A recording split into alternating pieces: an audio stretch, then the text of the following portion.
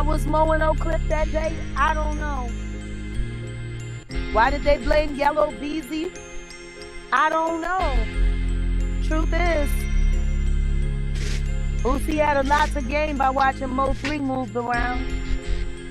Maybe that's why they shot him over there at the Big T after the wake.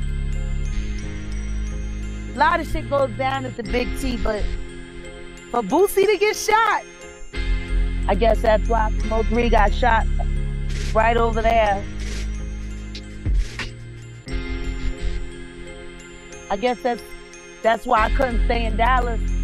I had to get out to watch Mo 3 be assassinated, executed, running for his life down this highway in the middle of the day. Like, it was this time of the day. Look how busy this is. And somehow, he was forced to stop his car. Someone stopped their car as well, got out the car.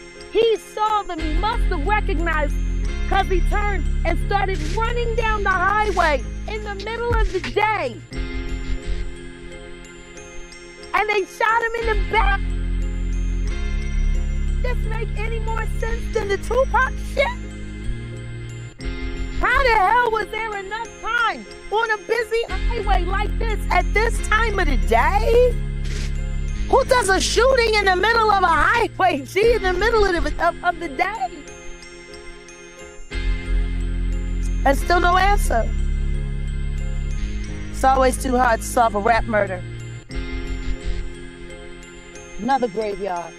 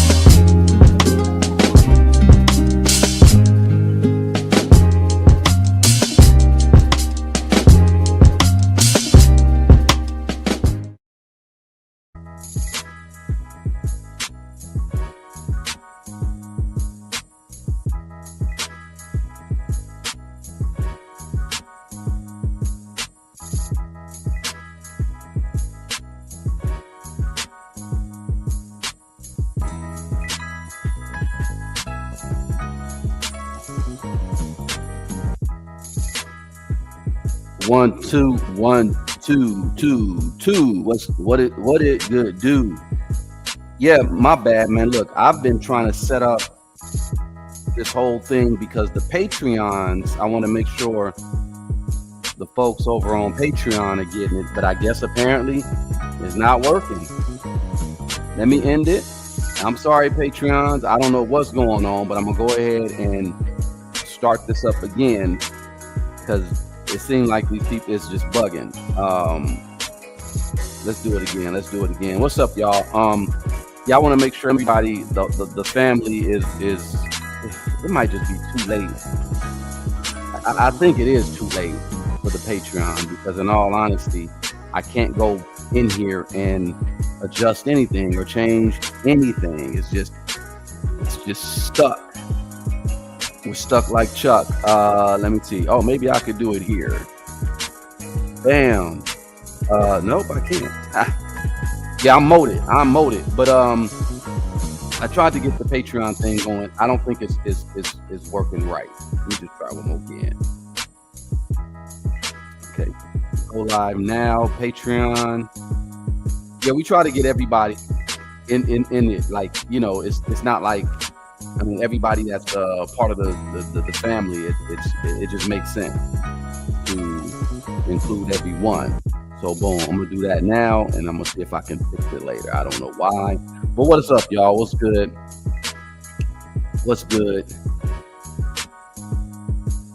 What did good do? Let me see what everybody's talking about. Do y'all hear me? Hello?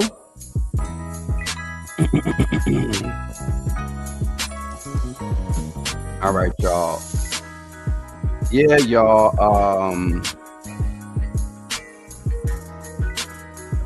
What's going on with everybody? Everybody playing? Yeah. All right, y'all. Look, everybody's in the building. We appreciate everybody in here. Oh man, we got a lot of people in here, and it's all good. What's up? What's up with everybody? Let me just say what's up to everybody. We got Tara in the building, and Auntie Leah, Cut. Let's see, Cut V8 W. Is in the building. Appreciate you.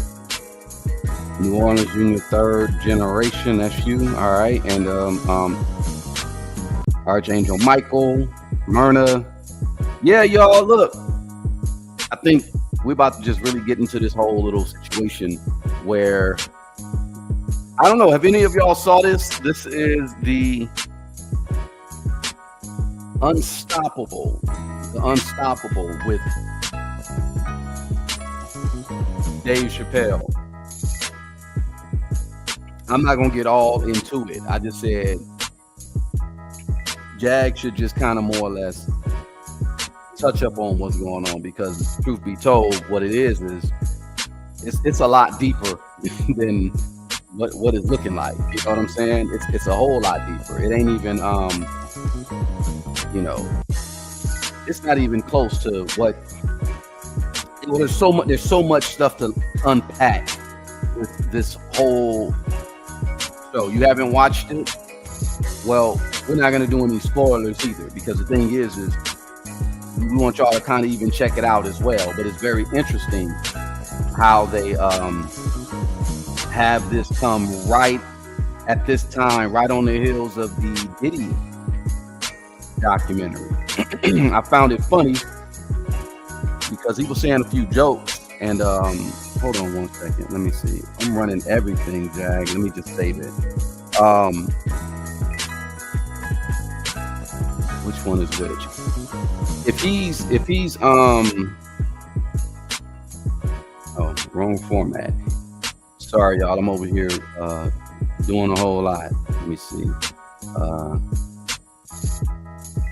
He's like, how many of y'all listen or have heard of Dave Chappelle and his commentary in his comedy? What he brings, it's not like, he's just, like the dude is profound. He's very smart. He's intelligent, and people kind of hang on to every word that he says. In this special though, See, a lot of the stuff that he was saying in his special, it ain't like it was, researched, or, well, I'll just say some of the stuff that he said. It's not like it was researched or vetted or anything like that. And I know Jag is going to get more into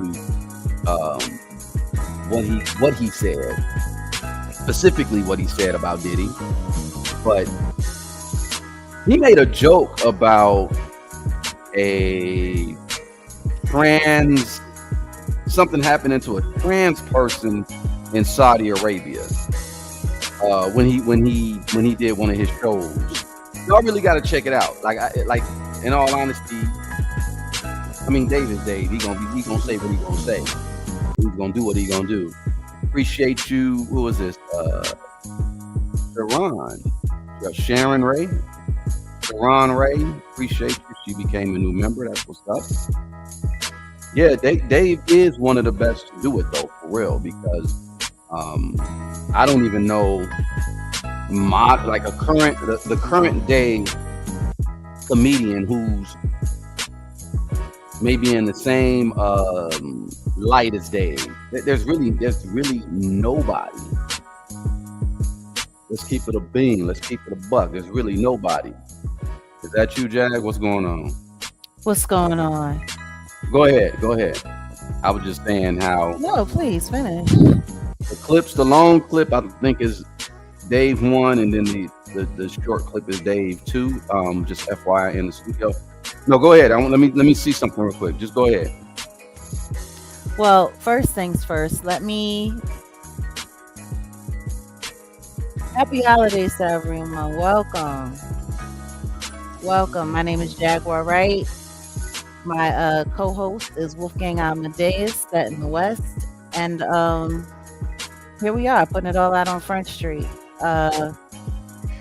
Okay, we got a few people in the room, but I would really like it if we could get more people in the room. So what I'm going to ask everyone to do is please share this live. Share it on your timeline. Let everybody know we have been here. So I was hearing some of what you were saying, and I just want to create a little bit of context here. Let's get clear on this. At no point in time do I ever want anyone to think that I would ever dare question the brilliance of Dave Chappelle. He is probably one of the most brilliant comedians I've ever seen. And that's big coming from me, because I know comedy. I know a lot of people in comedy. I've been around a lot of people in comedy, all my life for the most part, especially from young adulthood on to now. And like I said, by no means do I take anything lightly. When I see brilliance, I give it the credit where credit is due. But not only that, there's a little bit of nostalgia and a little bit of bias, because I first met Dave Chappelle many, many years ago. He used to hang out with the Roots all the time when I was working with the Roots. He also used to hang around other friends of mine that were in film and television, all of us working in New York. I remember him at the comedy clubs. I used to go see him. It was crazy because Dave used to do all kinds of Q&As while he was live on stage, and he would throw out these, high brainer comments to see if everyone could catch on. And he would hate it when I was in the audience, because the second that he would pull something out, I was right on it, and I would yell it out. And he was just like, "Can you just let the audience get it?" And I'm like, but it was so simple. That was one of the things that I loved about him. He's probably as cerebral as I am. He's also one of the very few comedians that I will say that has the kind of memory and data recall that I have. And for us to be at the age that we are and to be able to pull things like that so quickly and so easily, it's pretty awesome. It's very awesome to watch. So I want to let everybody know I'm not talking out of my ass. I remember when he was filming Half Baked. I also remember when he turned down the $40 million that Comedy Central offered him. I remember when he left the country. I remember when he came back. And I remember when he just sat by and watched people lining me up. Like he didn't know who I was. But I understood why he did what he did. Because he was in trouble with them boys. He was in trouble with the powers that be. You know, when I look back and I think about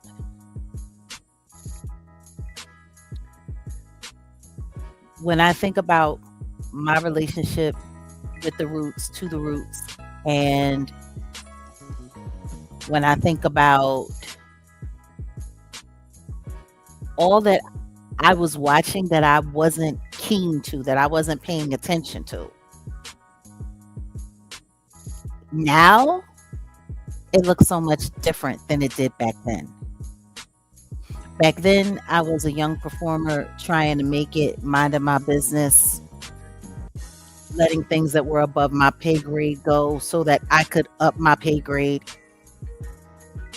All of that, you know, that's where I was at that time.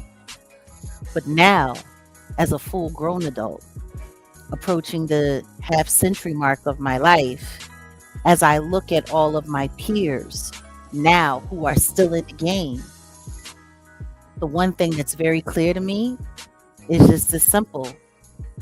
It's either you're a part of the game or you're not. When I look at this special, what I see is Dave Chappelle doing his job for the game. And I mean that wholeheartedly. Yes, this is me. No makeup, no nothing. This is just me. I'm not putting on earrings because I don't need anything bumping up against the headset of the microphone. I hope everyone can hear me okay. This is just me. Yeah. I don't have any regrets. I'm glad that I'm no longer a part of the club. Because to watch someone as amazing as Dave Chappelle, as thought-provoking and groundbreaking as Dave Chappelle, to watch him, as my co-host would say, capitulate on behalf of the system or for the system to protect the system after everything that he's been through. It kind of makes me sick. So, spoiler alert, we're not going to be talking too much about the special for those who haven't seen it. We want to give everybody a chance to, but we are going to jump into some things. And there is one thing that has led us to this conversation to talk about this unstoppable propaganda.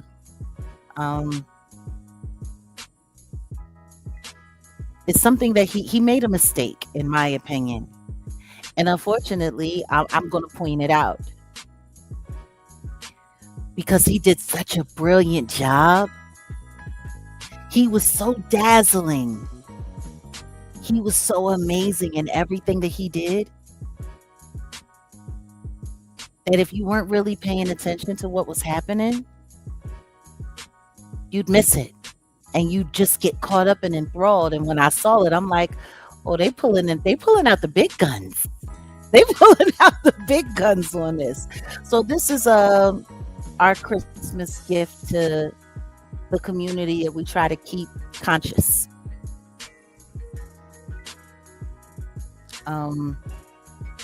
This is our Christmas gift to you guys. We're gonna unwrap this whole thing. So and yes, we could use more likes. Please let them know we're here in the building. This is a great conversation to have while you're, winding down your day or wrapping your presents or whatever, having a drink with friends, whatever the case may be. Here we are. So now that we know, I do have a bias towards Dave Chappelle. I honor him and I celebrate him every chance that I get. But I'm going to tell y'all this. I got my popcorn for this conversation. This is a popcorn kind of conversation. So I suggest you get your popcorns and your drinks and all of that stuff. And let's get into it. So first things first. Wolfgang, what would you rate this series from what you saw? Like, what would be your rating 1 to 10 if they asked you to give it a rating? This His special. His new special. Mm-hmm. In fact, let me see what critics are saying about it, if you don't mind. Because it really a lot of the critics can kind of set the tone, and I hate to say it like that. Sometimes people listen to critics just to kind of even know what to think about what he said, because I want to touch up on a few things overall about the special. So overall, me personally though, it was cool. I did laugh. I forgot the other one that he did last time. I think it was on the same level as the last one. I think a lot of people are saying, he told a lot more stories than jokes. Overall, the project was it was good, and some of the critics are saying it's the vibe of like, I'm richer than you, I'm wiser than you, I'm more philosophical than you, I've made it, because he starts talking about a few things. And like I said, we're not going to do spoiler alerts here, and I kind of touched up on a couple of things earlier. But I think overall it was pretty decent. I like the lighting when the closing. Remember, I told you that closing part with the lighting, that was great. Some people are saying that this one was better than the last 3 specials. But yeah, I kind of agree. I agree, and I think he intentionally pissed off some people.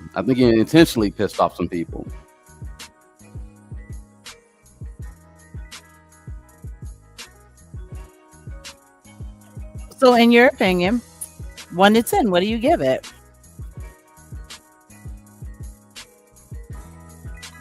8. Okay. 8 maybe. Yeah. I got a different rating. Actually, I have 2 ratings. I have a rating for entertainment and just talent. And then I have another rating for propaganda. If I rate it just based on talent, with like the information and the lineup of the stories and all of that, I'm going to give it a 10. Like, I think he did an amazing job. Amazing. Propaganda side, I also give it a high rating. I give it a 10. Because he slipped so much shit in there, you wouldn't even notice. Well, did you see the entire? I know you saw like majority of it, but I don't think you saw the entire, because I haven't seen the entire thing, but everything that I would say that I've seen 75% of it, because I didn't want to be too influenced and I didn't want to see too much, because I really wanted to stick to the topic of what what it is that brought me to want to do this live and have this conversation Yeah. and open this No, up. the only thing And you missed in the beginning, he's because been different. Wait a minute. He's been different since he first came back and did SNL. He's definitely doing the job he was assigned. Was working. That's a great observation, Quiet One, because I felt the same way when he came back and he did SNL. And that was the first time I watched the powers that be use him to spread the message. He was talking about Kanye West. Yeah. And he handled that thing really amazing. And it's funny because he was giving the message very subtly.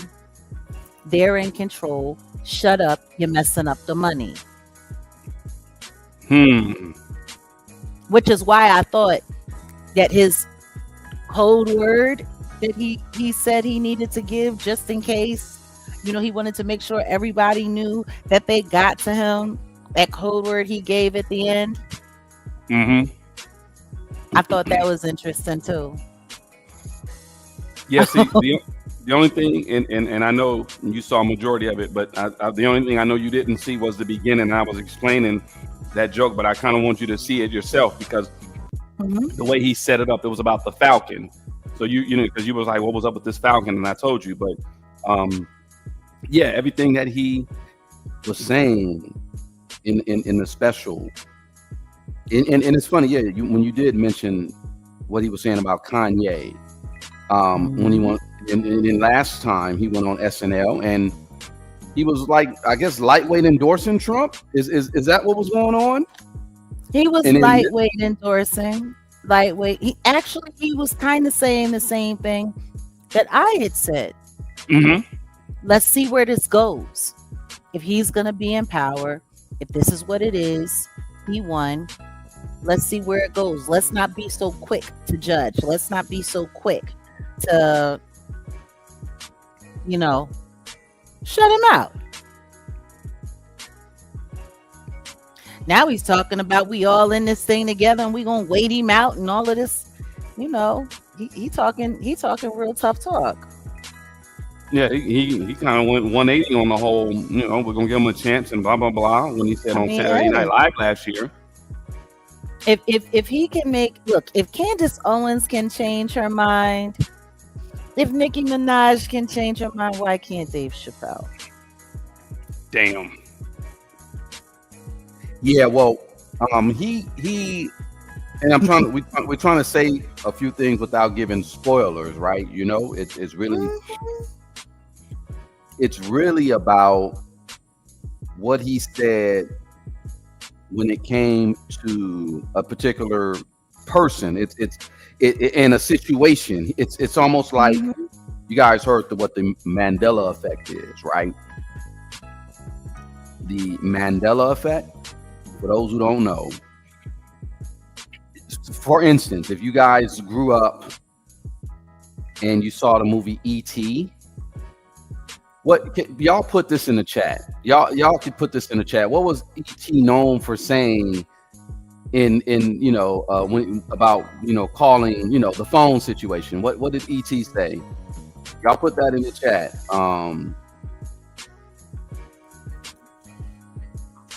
I'm gonna wait. No, I want everyone to, Okay, I see one person said it. Tara Jensen said it. Quiet One said it. The iconic line is E.T. what? Phone home. Phone home. Phone home. Right. E.T. phone home. Somebody bust out and was like, he never said E.T. phone home. He said E.T. home phone. And I got a video, I got the VHS, and look, and sure enough, they did this and they played the VHS, and it didn't say ET phone home. It said ET home phone. So there's this Mandela effect that people talk about. The Berenstain Bears, the Berenstain Bears. I strictly remember the Berenstain Bears. I remember collecting Berenstain Bears when I was like in the second and third grade. You know what I mean? Like the the little toys my mom would, get us and stuff, right? So the Mandela effect is that Dave Chappelle did a number, if you really want to talk about the history and things that happened to him, and most notably when he was attacked by someone in May of 2022 at the Hollywood Bowl. I remember that incident specifically, and I do remember that he ended up getting attacked, and the guy got the brakes beat off of him. Like, his arm was twisted. Like, I wish I can show this on YouTube, but I cannot. They dislocated his arm. Dislocated. They disempowered and dismembered. Like, his arm looked crazy.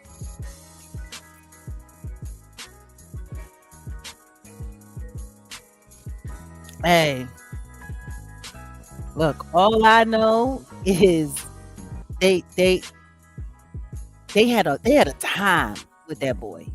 And for him to be 23 years old,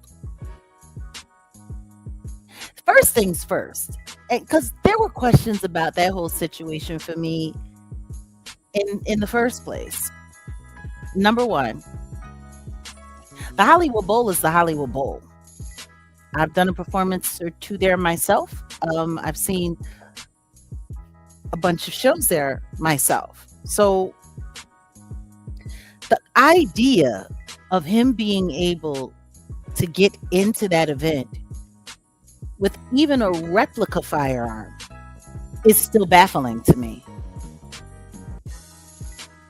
Now, they said that security was a little lax around Dave Chappelle, but getting in and out of getting in there with something like what he had, that had to have been an inside job or something, because like it doesn't make any sense. They're not even letting you bring it. They barely let you, man. You can't bring You can't bring anything into the Hollywood Bowl.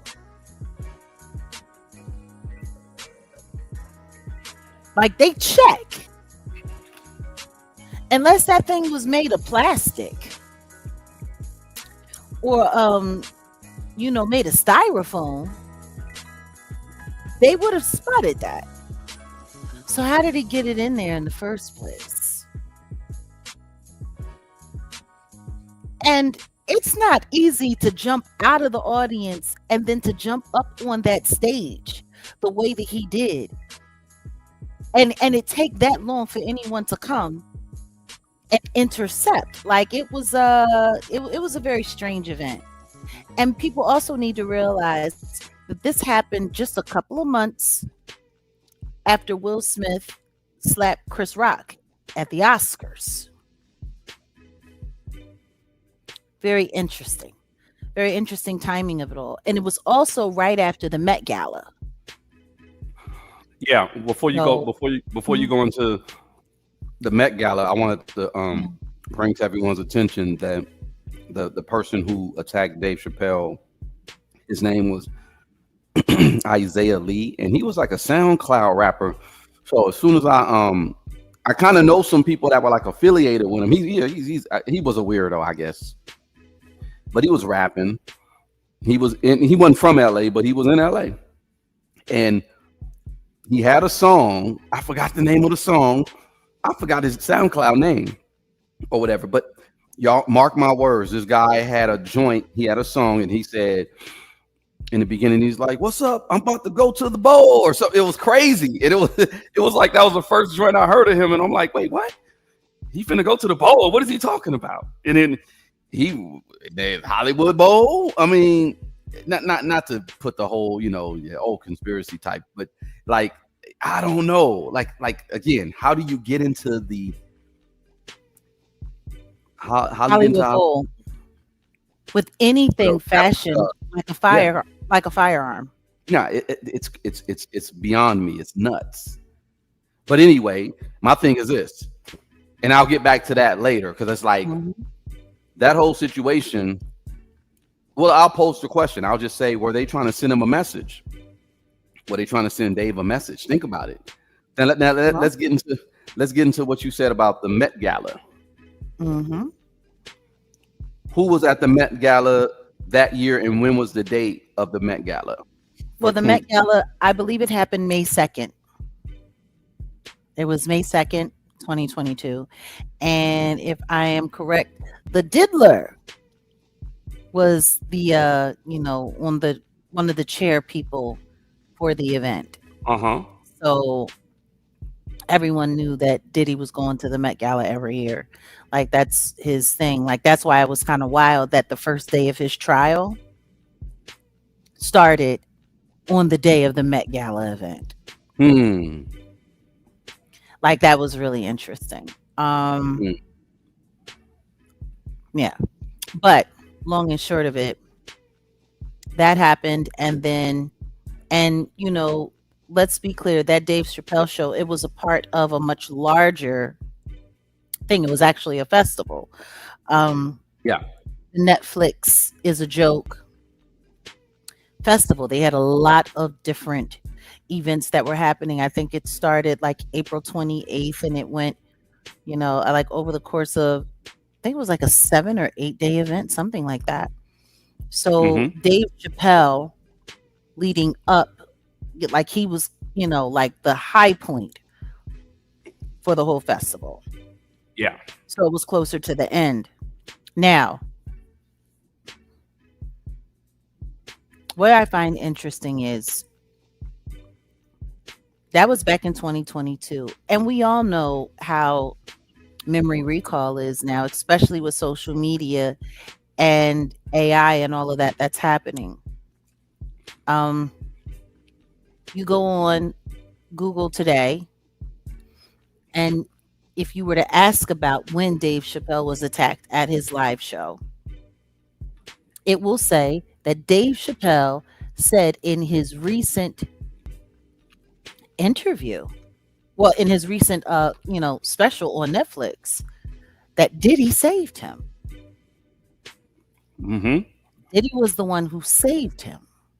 And now they're already listing that in Google as fact. But if we go back,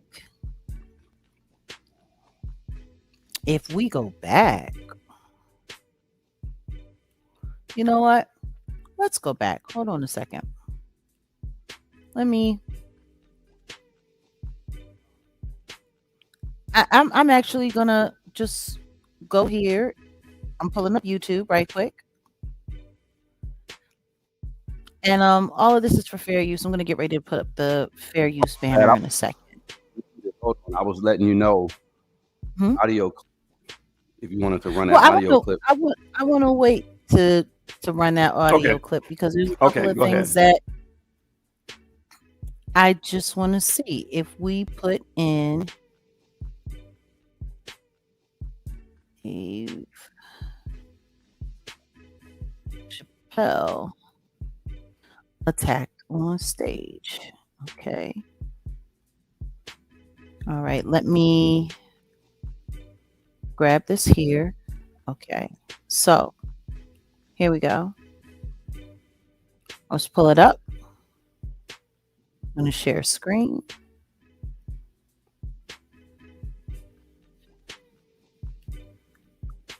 Let's do the search live.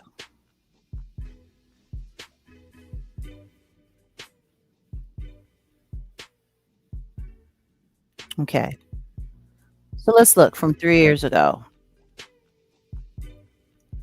Dave Chappelle tackled, slammed on stage at Hollywood Bowl by a man with a pow pow. I'm not running the audio. I'm not running video either. I'm just looking to see what pops up. That was TMZ 3 years ago. We got another one. Dave Chappelle attacked on stage and continues to crack jokes with Jamie Foxx and Chris Rock. Yeah, I was saying don't run the video, the actual video. They'll flag you. I'm not going to run the video. We got pictures of the guy here. Can everyone see? This is what he looked like. That's what he looked like. Arm twisted all crazy. I mean, they went in on him. Like he was finna start pop locking. Chappelle, he didn't have anything on him. Look at him. Bro, look like he about to start pop locking, like doom, doom, doom, doom. Okay. Doom, doom. They pop locked this motherfucking ass. Just like Dave Chappelle said, Jamie Foxx showed up in a white sheriff's hat. Right there. Yep. Chris Rock came up and said, "Was that Will Smith?" Real corny, whatever the case may be. Now let me just add a little something to this. Let me see. Tagged on stage. Rhymes. Let's see what pops up here. Boom. Helped by Busta Rhymes and Jamie Foxx. You're still running the video. Come on. I'm not running any video. That's if you play it. I mean, even if you'll see. You'll see. I'm just trying to let you know how YouTube does it. Oh, okay. Well then, you know what? How about it's fine. I'll stop sharing. We're good. We've seen all that we need to see.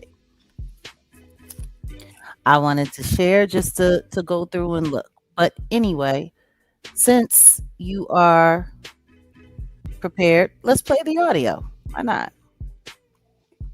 Pretty good.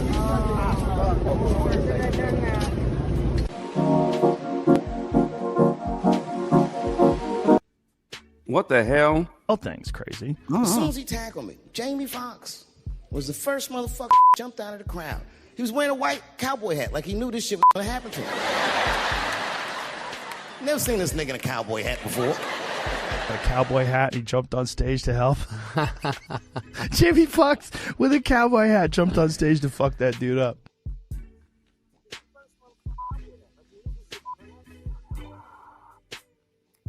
Oh, that was 2. Oh.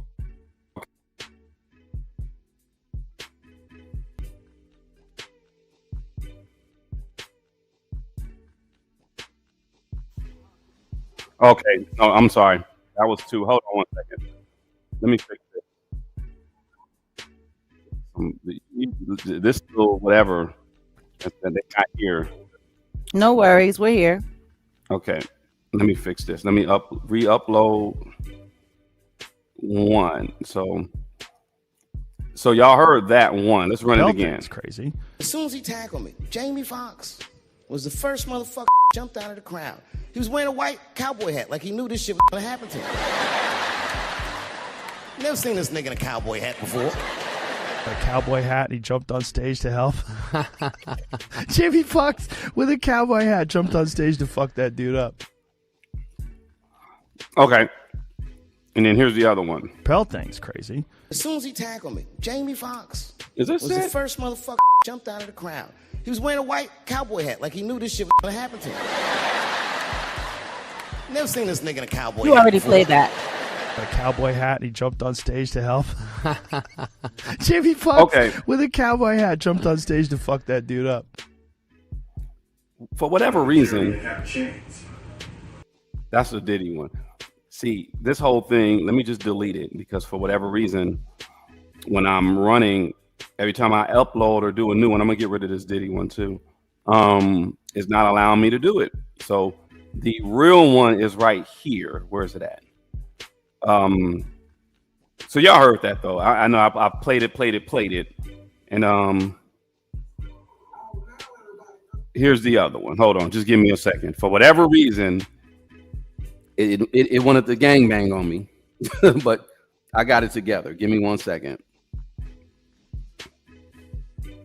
But y'all heard that, right?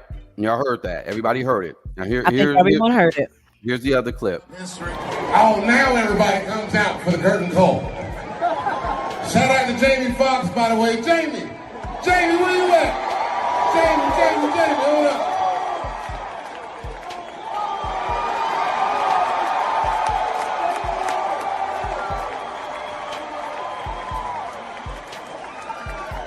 Make some noise for Fox.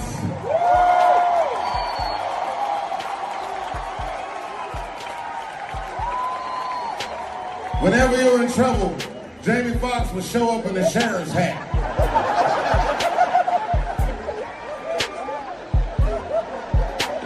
Turn the mic up. Nigga, I thought that was part of the show. I don't know what the fuck is. I grabbed the back of that nigga's head. His hair was spongy. Absorbent. Listen, I just want to say, man, I've had an incredible time. This man is an absolute genius. We got to make sure we protect him at all times, man. This is what it's about. For every comedian that comes out here, man, this means everything, man. You're a genius, you're a legend. I enjoyed myself thoroughly, and we're not going to let nothing happen to you, nigga. That's right. Give it up. This is the show. Wait. Nigga, I'm back there. I've been doing this 35 years. I just stomped the nigga backstage. Always wanted to do that. Nigga, I'm back there squeezing this nigga too. Niggas. I seen Busta Rhymes on it. It's like, that's how you do it, dog. Hey, yo, where Busta at? Busta, yo, what's up, Busta? Where Busta at? Yo, where Busta at?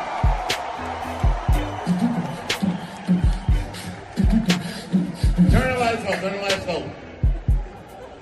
Give it up one more time, Dave Chappelle.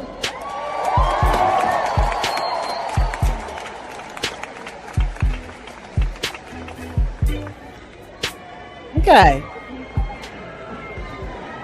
Everybody compose yourselves. How much further I do we wanna have s- with this clip?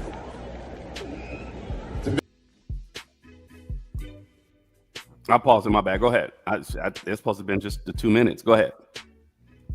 No, it's okay. However long it is, that's however long it is. I just wanted to. But everybody got the gist of it. I want to take a little look-see here. Because while you were pulling that up, I was just scrolling through here. Now, these were all audio clips that came from 3 years ago when the incident happened. So now let's look. 3 days ago, P. Diddy saved Dave Chappelle, the Unstoppable. Comedy curated on Instagram. P. Diddy saved Dave Chappelle. Did he say, like, it's that time Diddy saved Dave 2 days ago. Like, we're sitting here. Dave Chappelle says Diddy saved him during the Hollywood Bowl. Dave Chappelle recalls uncomfortable experience at Diddy's house on the net. Like, are you guys understanding what's happening here? Now, here we go. Let's pull up this. I this got the deadline audio, article. but I got the article. I mean, I got the audio. Go ahead and pull audio up. I mean, article. Okay, I'm pulling just the article up. Can everyone see it? Okay, it says Dave Chappelle's repeated expressions of support for Sean Combs in Unstoppable special leaves SA battery accuser unsettled. So let's just get into this a little bit. All right, hold on a second. I don't know why this is like moving so fast, and we're not gonna do too much of this article, but we'll get to the gist of it. And by the way, all of this is fair use. So, okay, here we go. Exclusive. Dave Chappelle's jokes and thoughts in his latest Netflix special, The Unstoppable, about the trials and tribulations of the much accused and currently incarcerated Sean Combs have received a mixed reaction, to put it mildly. However, for one Diddy accuser, there is nothing funny, or insightful about the comedian's comments. His latest Netflix special, The Unstoppable, left me deeply unsettled with its repeated expressions of support for Sean Diddy Combs. Jonathan Hay told Deadline, and we all know Jonathan Hay. You guys know I've had my own conversations with Jonathan. Okay, hold on a second. I just skipped up a little too far. It says, quote, Chappelle attempts to downplay the horrific situation involving Cassie Ventura, turning her documented, you know, AB, use and essay into fodder for jokes, while casually admitting he once missed his chance to, boinka. The producer added. And it's weird because, in this they talk about, when it dropped, the fact that Dave Chappelle is a Mark Twain, prize recipient for American humor and so on and so forth. And for those of you who haven't or want to see, or read everything that this article has to say, feel free to, go over and Deadline and check it out. Yeah, it was posted Now, yesterday. Deadline. I forgot the name of the exact headline for Deadline, but it's on Deadline. It's fairly new. yeah. And maybe if you want, we can just, after we're finished, we can post it in the description. Yeah. Mm-hmm. Just post a link to the article. So, you have all of this going on now, and it's opened up this conversation. So here we are. Everything that Dave Chappelle had to say about Diddy, Puffy, whatever the case may be, it's his opinion. He's entitled to it. He's a comedian. Comedians have freedom of speech working for them. They have their opinions working for them.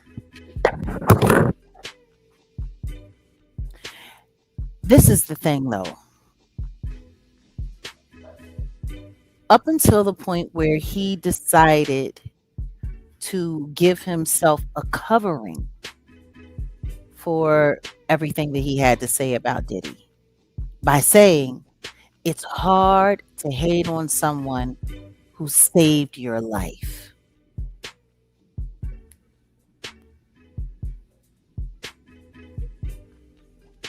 I mean, that's a hell of an out, isn't it?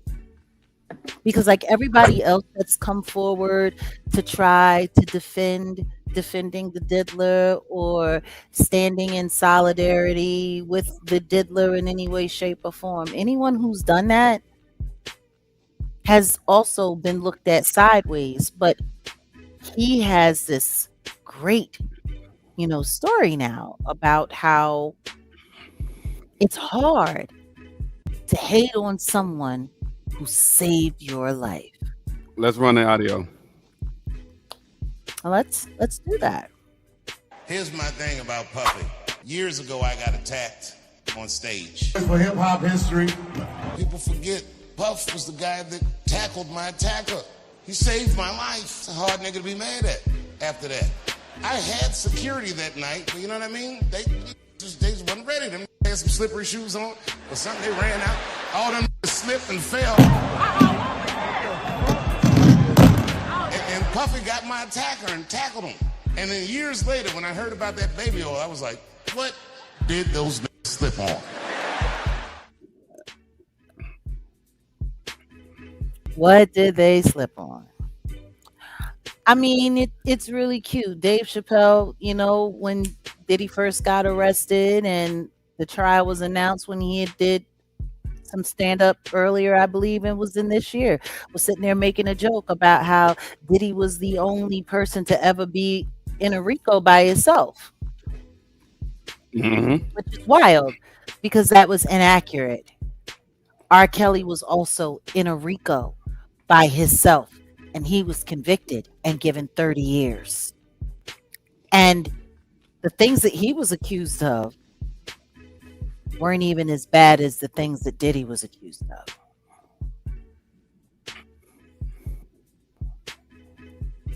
says, "You're right, Young Jay. It's hard not to laugh at Dave because I was listening and I was like, yo, this is effed up, but it's funny. Like Very funny. he Very can, funny. he can say some stuff that will, and like I said, I'm gonna tell y'all, a lot of people lack critical thinking skills. So, and like I said, people go to the internet all the time to know how they should feel. Sometimes people listen to certain comedians, their favorite comedians, their favorite pundits, to determine, oh, well, I should feel like this about this certain subject, right? Now, you know, let's just keep it a bean. Puff, there's a whole lot of other stuff that ain't came to light that people ain't even really talking about, and I guess people just seem to neglect. And I get it if your guy, you know, if he, you know, he's somebody that supposedly saved you, but I'm again, I told you, I said Mandela effect. Remember that. That's this is some Mandela effect stuff going on right now. But if he's somebody that you've been batting for, see, my thing is, Yeah, but why? Why would Dave Chappelle feel the need to stick up for Diddy? What's his ties to Diddy? Other than just industry. I don't ever remember Dave Chappelle being on the road, being used as an opening act for any of Diddy's shows back in the day. I don't ever really even remember Diddy endorsing Dave Chappelle like that. Like, what's the connection? Like, if somebody from the Roots were to get in trouble and he was a stand up for them, or Mos Def, or, you know, even Erica Badu, like people that he had real connection with, that would make sense to me. But did he? Why did he? What's the intersection between Dave and Diddy? that's a good question. There is none. Like, if you really go back and you look at the pedigree of it all, their circles don't even really cross. Not even on the Hollywood side of things. Diddy wasn't even involved in any of the movie projects that Dave used to be involved in. So what's the connection? Dave wasn't one of the cool kids. He was one of the dirty backpackers. Even from his side, no matter how popular he was. So what's the connection?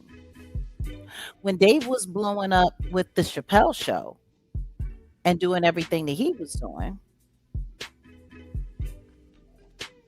Diddy was busy over there making new victims, allegedly, or making the band.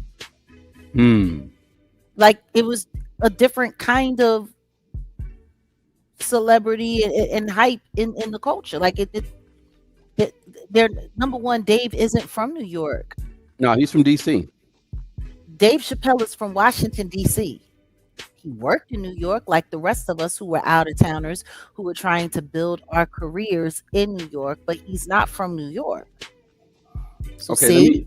let me say something. Dave Chappelle, you can tie him to, and that's why you got Rick James that came out before he passed. See how we make those kind of mistakes? They're both from New York. No, they're not. No, they're not. Dave's from DC. So I'm going with maybe the proxy. So Eddie Murphy, Rick James, because you know that was a whole thing. Charlie Murphy, Dave Chappelle, and of course Charlie Murphy was on his show. Is there any connection to that and Diddy? I don't even think Diddy and them. I don't know.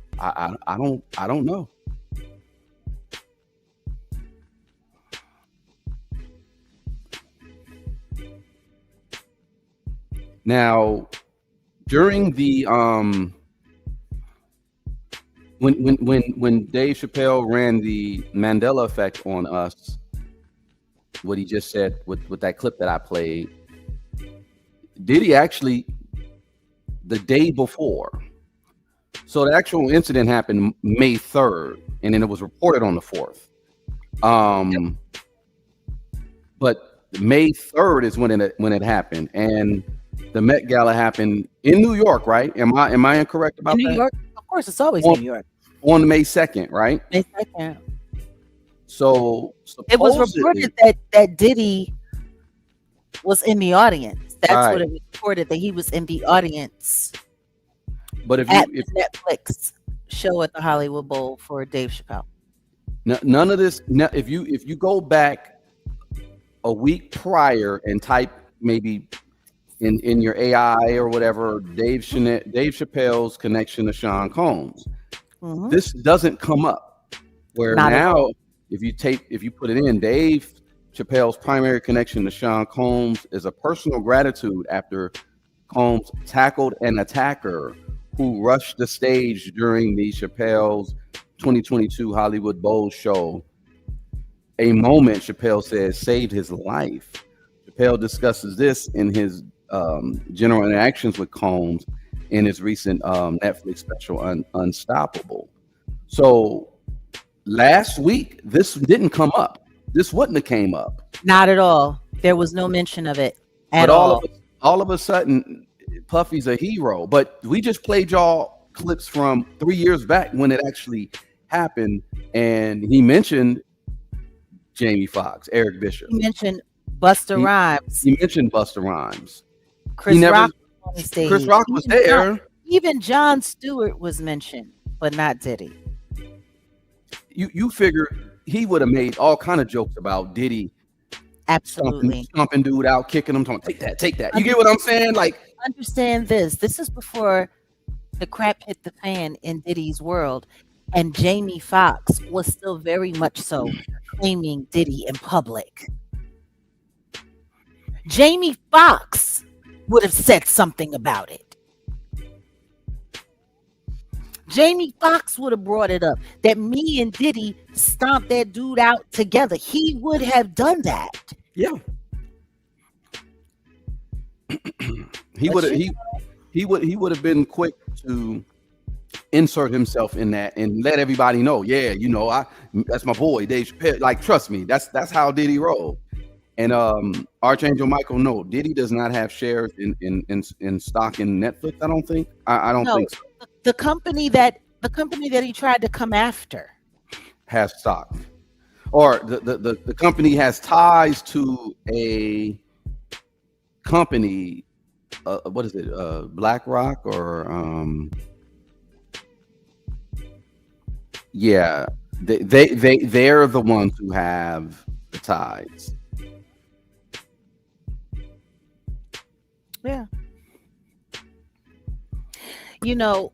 It's kind of interesting because even that whole situation with him talking about Cassie, I'm trying to make sure that the reference of it all was right. I'm sitting here looking.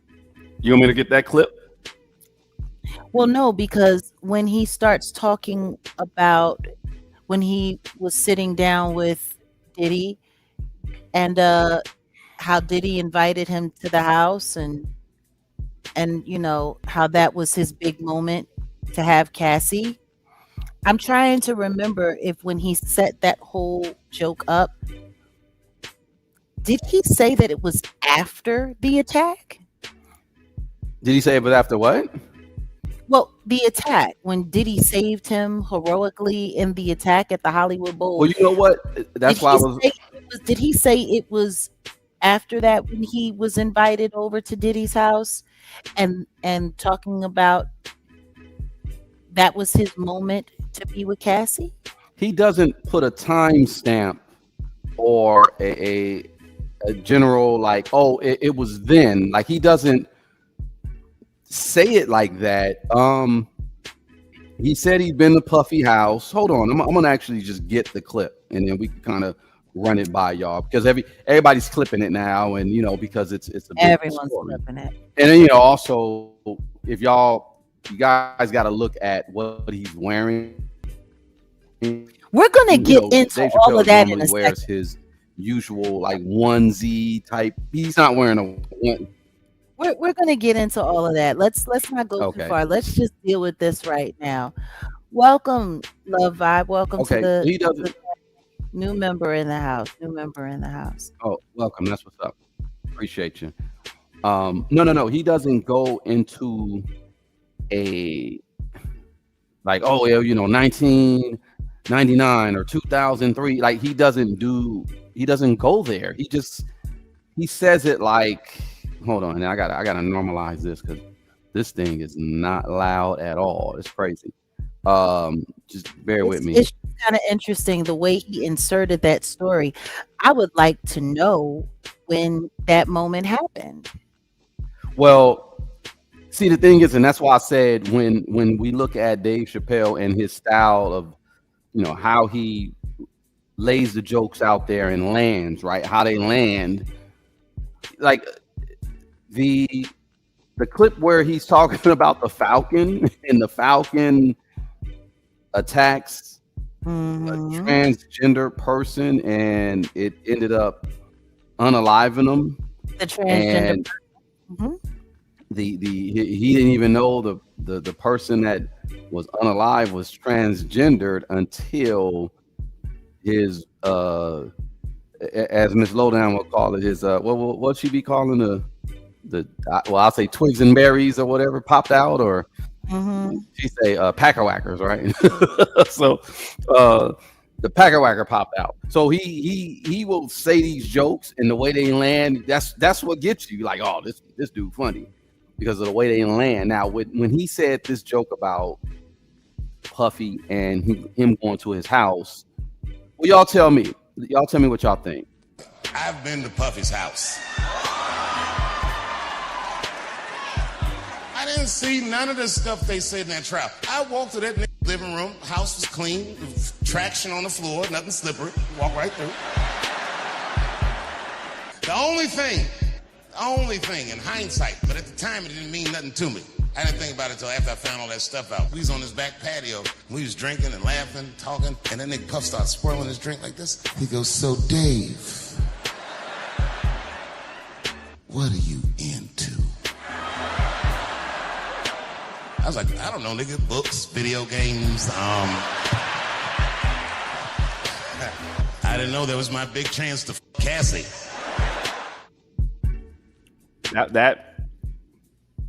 That was the joke that kind of got a lot of people upset, and that's why Jonathan Hay did the article, had the conversation with Deadline. And again, it's a joke.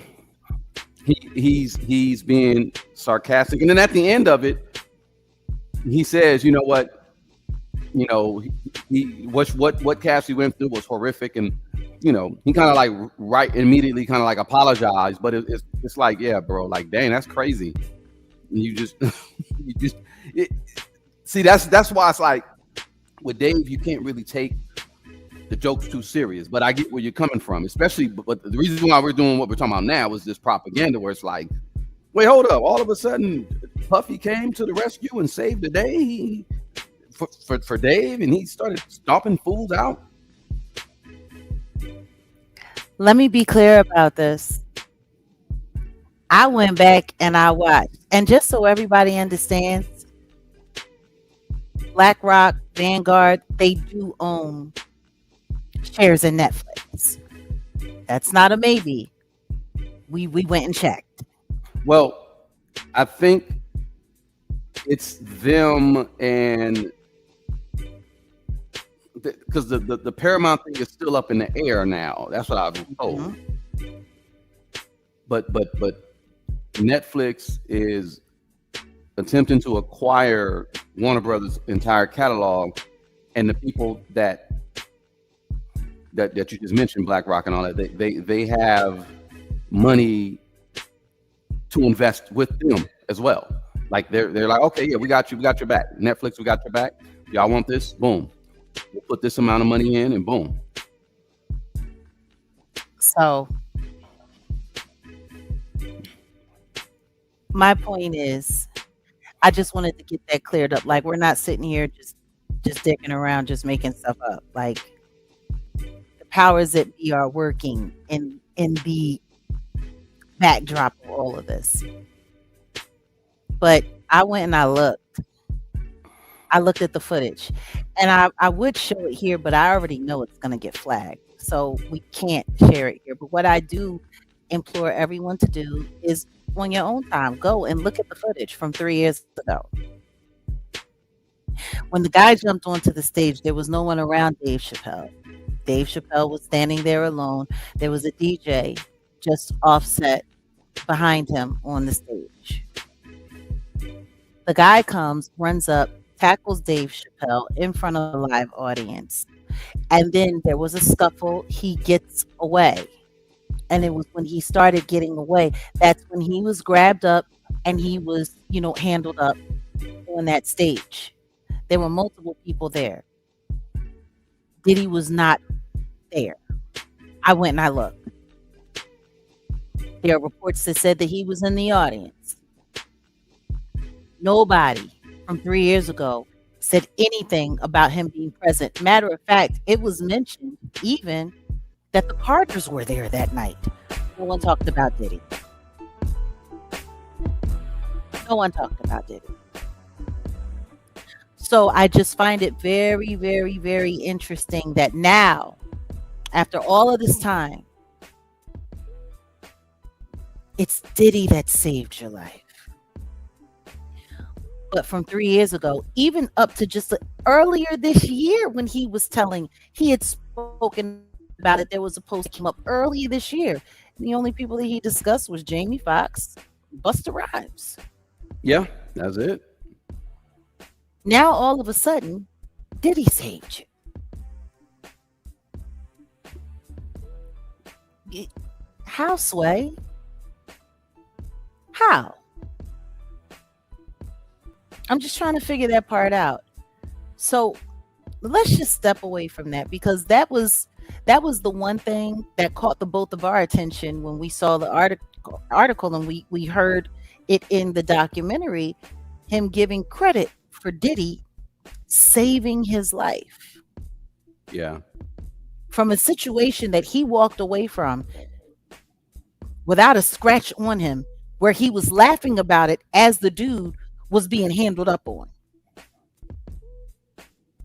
Yeah, like I said, you're saying a lot when, oh my God, it's hard for me to hate on someone who saved my life. Saved you. Was your life really in jeopardy? Because that dude didn't even draw down on you with the replica. He just tackled you. And then ran off.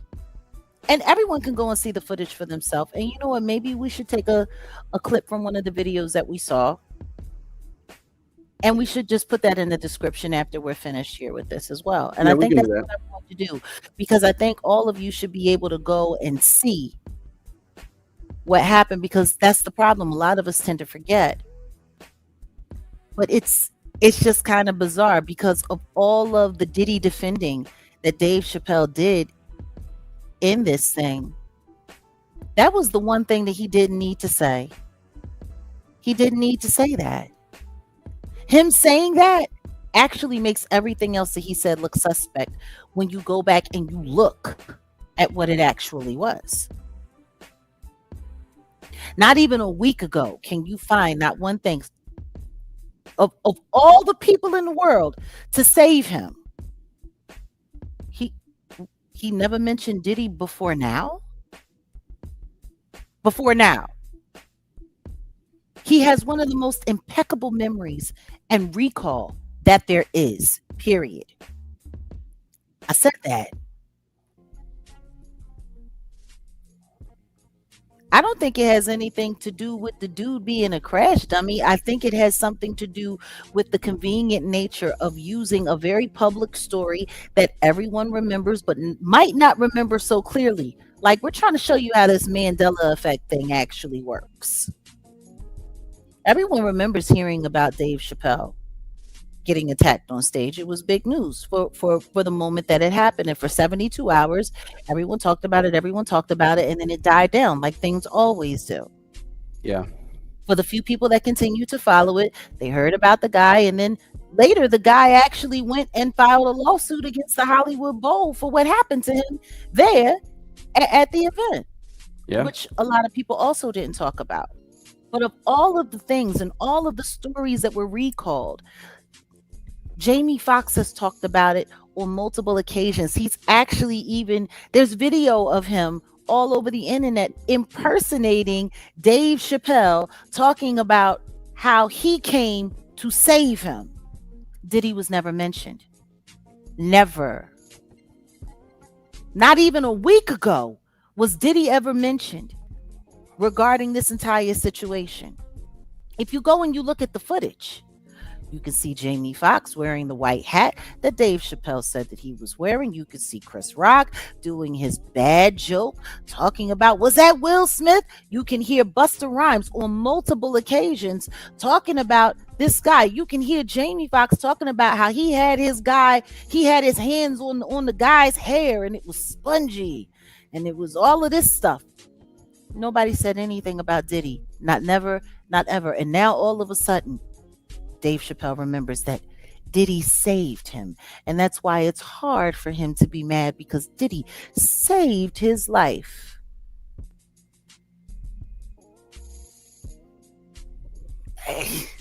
I'm gonna need to see some evidence of that. I'm going to need somebody. And the funny thing about it is I wouldn't be surprised if in a couple of days, especially after we do this live and people get to asking questions and start thinking and start going back and looking at things, I would not be surprised if an AI image of Diddy at that event pops up. I wouldn't be surprised at all. I wouldn't be surprised either. You know how, see, the thing is the other part of people's memories and how you work the subconscious. Yeah, don't be surprised if you actually see a recreation, an AI recreation of dude getting his ass beat and everybody exactly. Yeah, I'm sorry. I'm going to have to call bullshit. I'm going to call bullshit. And that's hard for me to do when it's someone that I admire as much as I admire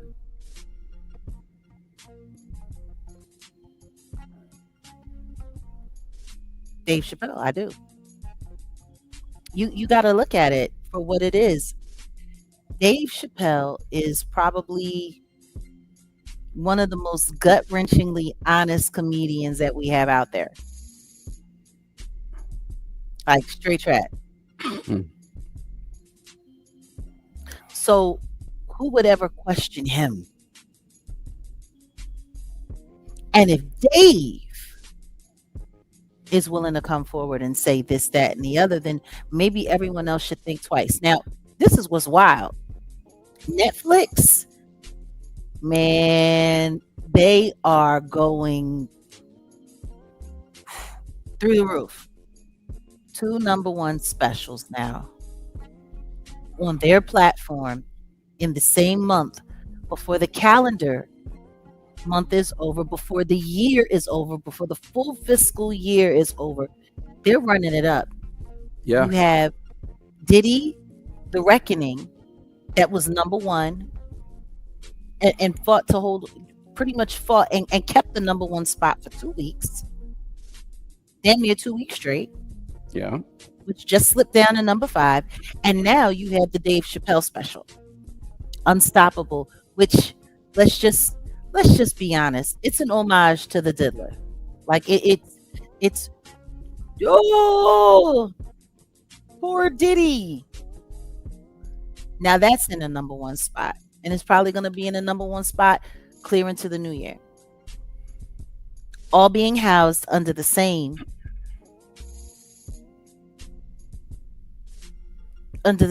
platform, under the same umbrella, and they're collecting all of the money off of that.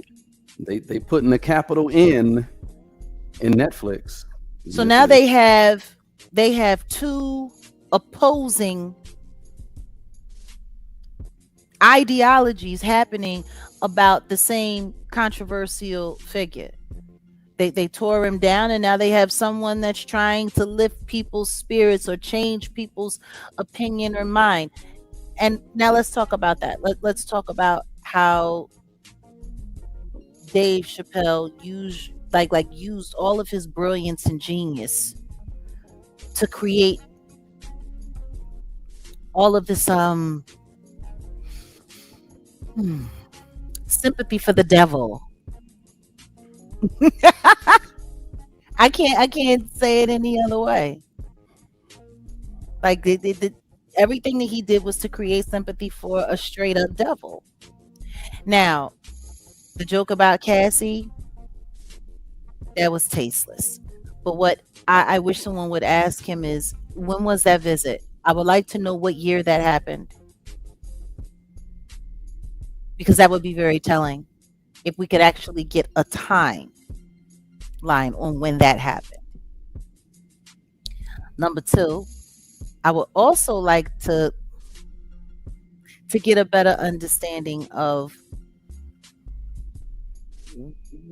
what the hell is all of this racial tension that he's putting around this particular topic. Like, how is any of that appropriate? Now, I want everybody to think about this. In like the promo picture that they have when you go through Netflix and you look it up, it's Dave Chappelle sitting on a stool in a fatigue jacket, which, by the way, is hip hop all day.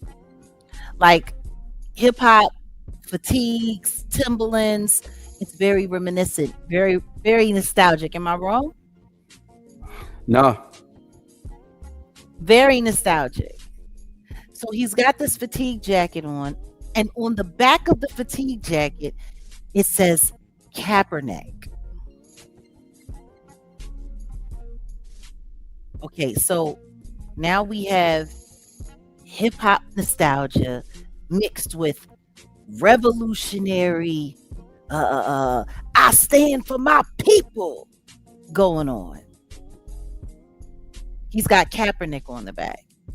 What's the loose association with Kaepernick? His afro, the fist, the kneeling, standing up for African American rights, and whoopty whoopty woo and yada yada yada. Okay, so you have Black Power, and then you have Black Power nostalgia, because you think like all of that. It feels very, very, very Black Power-esque. Am I wrong? No, you're right. So instantly, it's subliminally appealing to people who have Black pride or love and have respect for proud Black culture, correct? And that's just starting with the image. But as you start to go through the entire special, oh my goodness, the rich history that he's sharing. I mean, there was so much rich history that he shared with us, especially when he got to talking about Jack Johnson and why the Mann Act was created. Yeah. It's funny when you hear people talk about Diddy and the Mann Act and all of that stuff, and they bring up Jack Johnson. Dave Chappelle isn't the first person to bring that up, because during Diddy's trial, when they were talking about how he should be let free and let go, and how he shouldn't do that, his attorneys were talking about the Mann Act and how it was a racial thing, and how them being, like there were people that were talking about that during the trial. Do you remember? Yeah. Mm-hmm. People were talking about it. Oh, this is a racist. This is a racial charge, and this was this, and this was that. Whoop-de whoop-de woo, yada yada yada, and so on and so forth. Like people were talking about that all during the trial. Or does no one remember that? So for me, that was a part of the defense team's propaganda, to get people all up in arms. Oh, the government is going after a black man. The government is going after a black man. And the last time they used this, it was against Jack Johnson. Tell me something. Are these the only two people to ever be convicted of the Mann? Was there never any Caucasians convicted of the Mann Act? Were they? That's a good question. I'm you know. I think there were, but yeah. Let's see.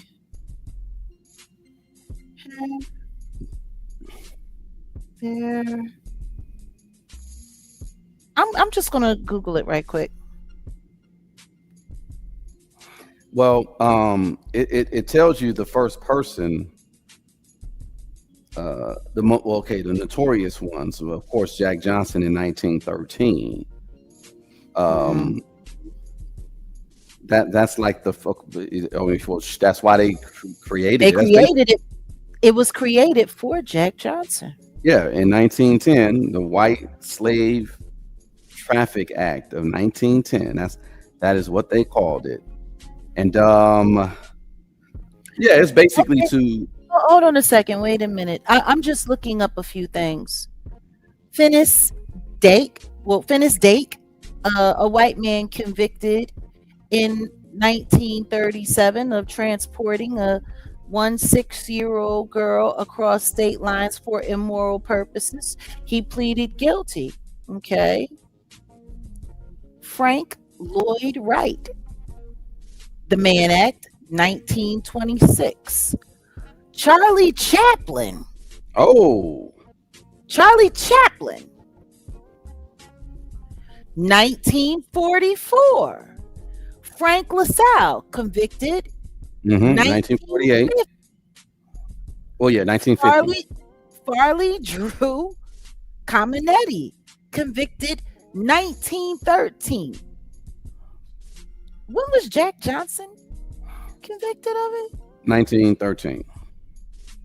So there was a Caucasian man that was convicted of it in the same year. To include non-commercial extramarital sex.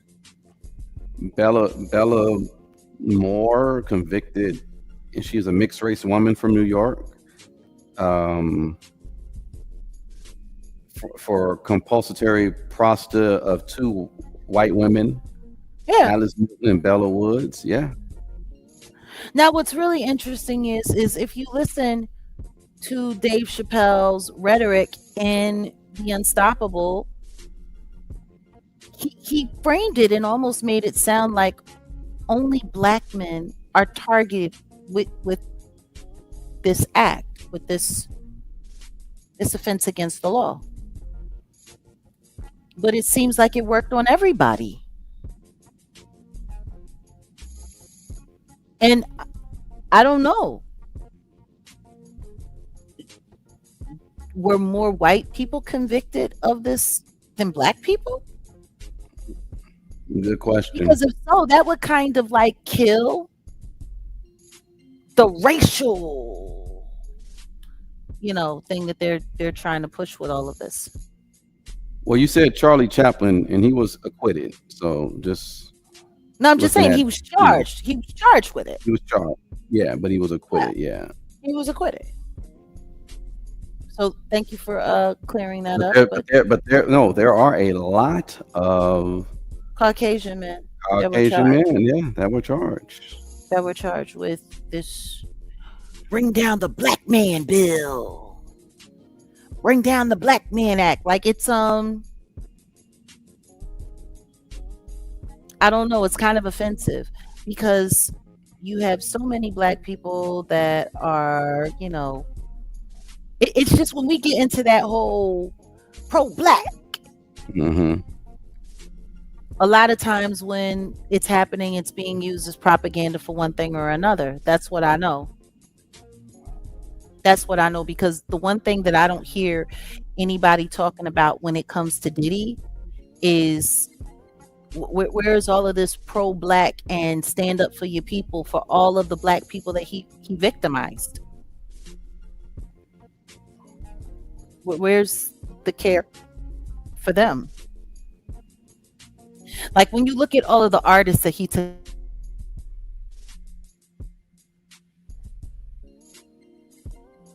and too.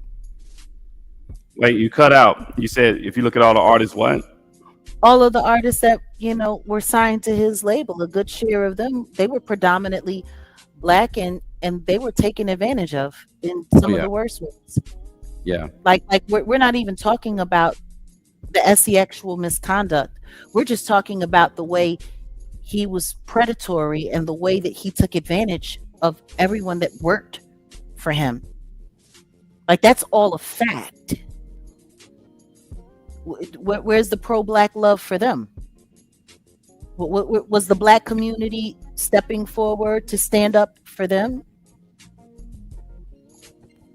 Like I don't get it. Like I'm just trying to understand, like, how do we get to the place where we're like, I see, and that's the thing when it comes to this whole Diddy situation. I don't understand how we're taking someone who has no moral fiber, no moral code, and has done nothing but take advantage of and victimize his own people and make him a symbol for black anything. I don't understand how we get to the point where we're talking about black excellence when it comes to him, when the only thing that he's done is promote debauchery and the isms, whether it's alcoholism, pharmaceutical ism, or materialism. Like that's the only thing that he's been a champion for, is the isms. Like I don't get it. I don't get it. So to see Dave Chappelle do this in this manner is kind of crazy to me. Oh, welcome, Anthony. We have a new member here. It's just crazy to me, and it's hella insulting. And that's another thing. His issues that he had with Tupac throughout the years, like Tupac deserves that pro-black power, power to the people. I don't get it. I'm sorry. It's not adding up to me. But just the way that Dave Chappelle just sat there and kept, the black man, and then when he was talking about the parties and talking about how, the hip hop task force and talking about the feds and talking about, the Fed lights being shined in the club and people telling them, oh, be careful when you go into the club tonight, they're being watched, and how that task force was put together to surveillance just Puffy and Biggie. Not true. I'm sorry, I would have to disagree. Completely. That was absolutely not true. They were watching everyone in hip hop. Yeah. I have Professor Griff's book still here, The Psychological Covert War on Hip Hop, and he speaks on that. And it wasn't just them two, not at all. Professor Griff was around long before he was. We're talking Public Enemy. We're talking one of the first groups to just help catapult hip hop and hip hop culture and the power of hip hop onto the main stage to the mass public. He was there. Like he knows what's going on. So to have, once again, someone as intelligent as Dave Chappelle, with the kind of memory recall that he has and everything that he's saying, start putting out stuff to counter what we already know is there. It's propaganda. Like it's just, he propagandized that entire thing. I don't know. Am I wrong? No. And it's I don't know. To me, I find it, because people are going to listen to him. People are going to listen to this. They're going to believe everything that he says. Like I said, this is a figure who is known for telling raw truth, just like Cat Williams is known for telling raw truth. And now you got these two big you know, hard truth tellers out there. You have Cat Williams, who made it very clear that Diddy is a devil and he's done a bunch of terrible things and he deserves to go down. And now you have Dave Chappelle. You have somebody on the other side of the spectrum who has equally as loud a voice, with a great reputation, and with a lot of cult followers. So it's let me say this, and it's funny you're mentioning that, and that's why I mentioned Professor Griff's book again. It's the Psychological Covert War on Hip Hop. You could actually read it, page 35, and on the top of 35, he says, capture their minds, and their hearts and souls will follow. So that's author unknown. So what you just said about Chappelle, Cat Williams, etc. But this one I think pertains to you. He has another quote that says, the power is the ability to define reality and to convince other people that it is their own definition. And that's Dr. Wade Nobles. Shout out to Dr. Wade Nobles. I think he passed away. Rest in peace. But Hip Hop COINTELPRO Files, Rap Sheets, and the Hip Hop Cop is the name of the chapter. And y'all, we can do a deeper dive on it. And the funny thing is he talks, the first thing he opens up with is with Cynthia McKinney. I think I talked to you about Cynthia McKinney. And she was a member of Congress. And she talks about it. But yeah, y'all, I think this is just, we might have to just do a members only deeper dive just on this chapter and to what's pertaining to what's going on in hip hop, because Dave Chappelle is hip hop. Don't get it twisted. Dave Chappelle is hip hop. They know that he has the hearts and the minds of a lot of people. And he has cachet. Yeah. He has validity. And he has nostalgia. He is most definitely hip hop culture. He is most definitely hip hop legacy. He's just a comedian. But his relationship to Mos Def, his relationship to Questlove, his relationship, and that was the other thing that really bothered me at the end.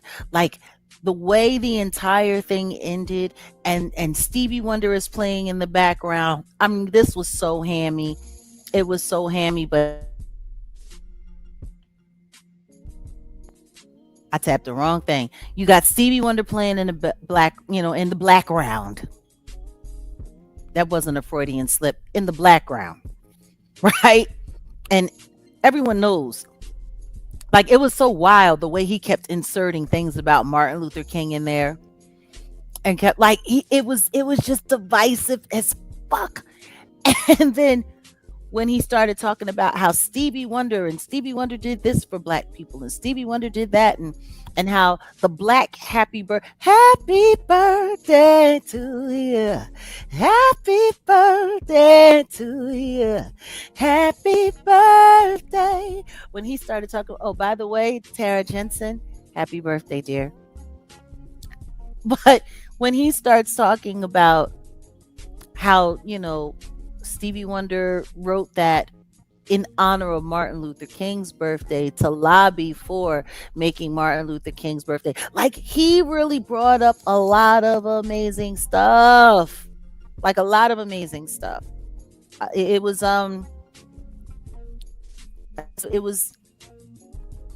it was brilliant. It was brilliant, and it was bullshit at the same time. But we started talking about that, and he would say something about Puff to create sympathy or a possible change of heart for him.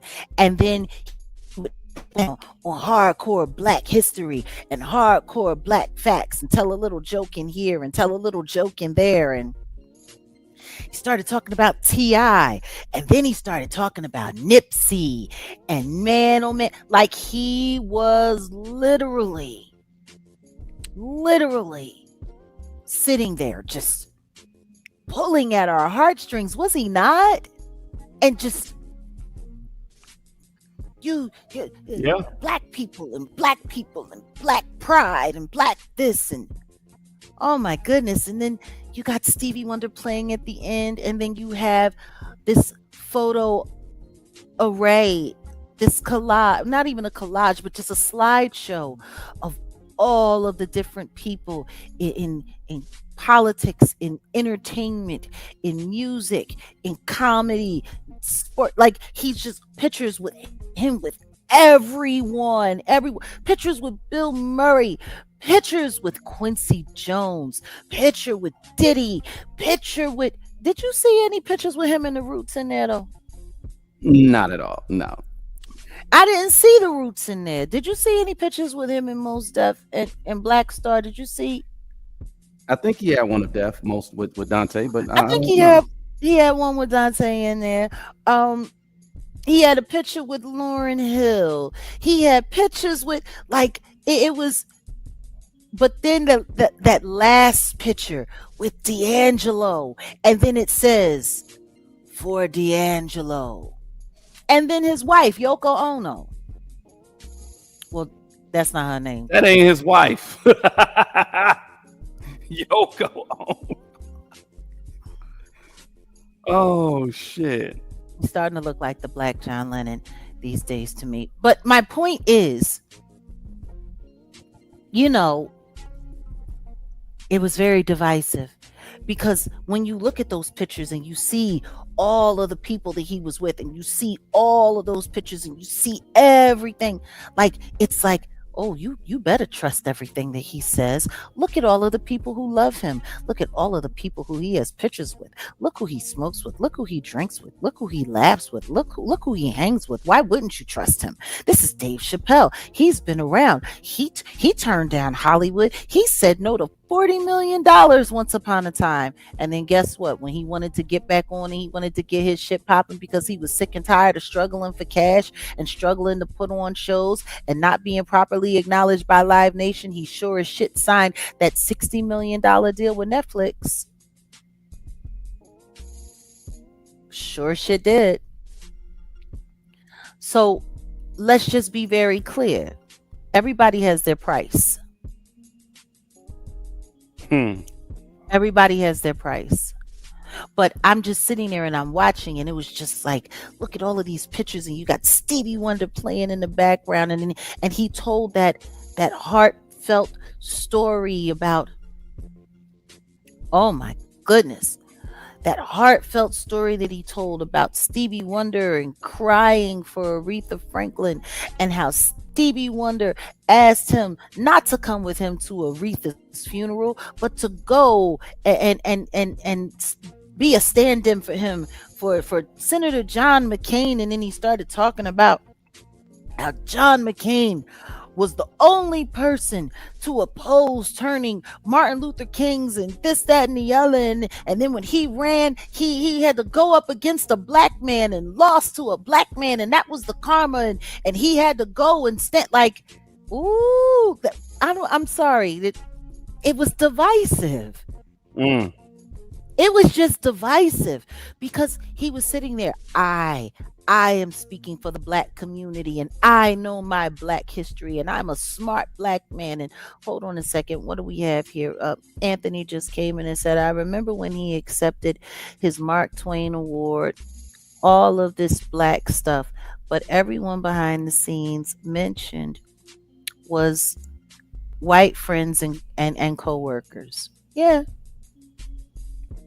Like it's just very interesting.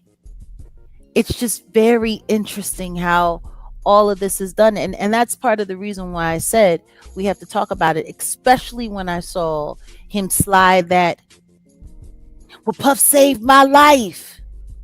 How can I be mad at someone that saved my life? He's our brother, and he's being railroaded. Like, it's just, it was brilliant. It was brilliant the way they put it all together. Why don't you tell somebody what that says? Because it looks a little blurry to me here in the studio. I'm not sure why it's, yeah, okay, here we go. There we go. I think I'm going to do a deeper dive in Psychological covert war on hip hop, on hip because hop. I want to do a deeper dive, and shout out to my brother Professor Griff, because what you're talking about is exactly what he's talking about. Because I've been looking through, I'm rereading, and in fact, I'm just going to go reread a lot of books. But yeah, this is exactly what he's saying in this book in the second chapter, and all you're doing is just bringing a lot of stuff to light. But on my channel, I think I'll go ahead and we're going to talk more about that, because all you're doing is touching the tip of the iceberg. You're not even going hella deep. That's why I was like, you definitely need to watch everything in its entirety. And Jag, I'm telling you, you're gonna have enough content. You'll be able to go for days, because there's so much that he drops in that special. It was brilliant. I give him that. It was brilliant. The way he was able to sit there and masterfully just throw on all that black guilt.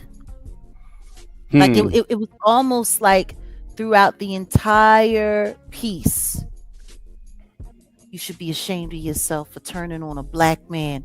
The way that they hate on us, as hard as we have to fight to be taken seriously, as hard as it is, look at everything that I had to go through to finally be a black millionaire. Look at all that I had to go through. Look at me, look at me, look at me, look at this, look at that. Think about Martin Luther King. Think about Stevie Wonder. Think about Aretha Franklin. Think about Jack Johnson. Think about, you want to know what also was really clever? When he was telling the Jack Johnson story, because when he was telling the Jack Johnson story, he made sure that he highlighted the fact that Jack Johnson never gave any black fighters a chance to get the belt from him either.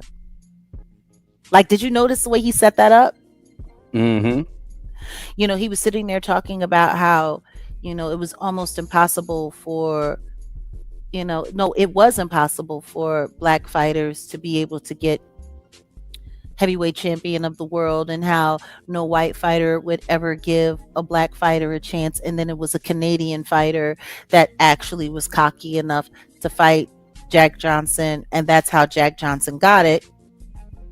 And then Jack Johnson, he spent his time going after white fighters and challenging white fighters to fight him, to take the belt from him, and whoop-de-whoop-de-woo, and how he would never give a black person the opportunity, because everything that he did was about defying the white man, and and can you imagine, whoop-de-whoop-de-woo, and yada yada yada, when the truth is, what you're saying in a very sly and manipulative way is that Jack Johnson didn't give no fuck about his people and wasn't interested in giving his people an opportunity either.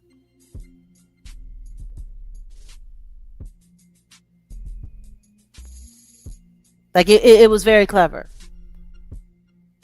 Did you not peep that? Nuh-uh. Like, think about it.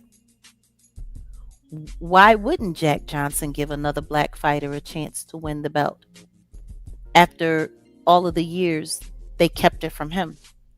Why would he be selfish and keep it to himself?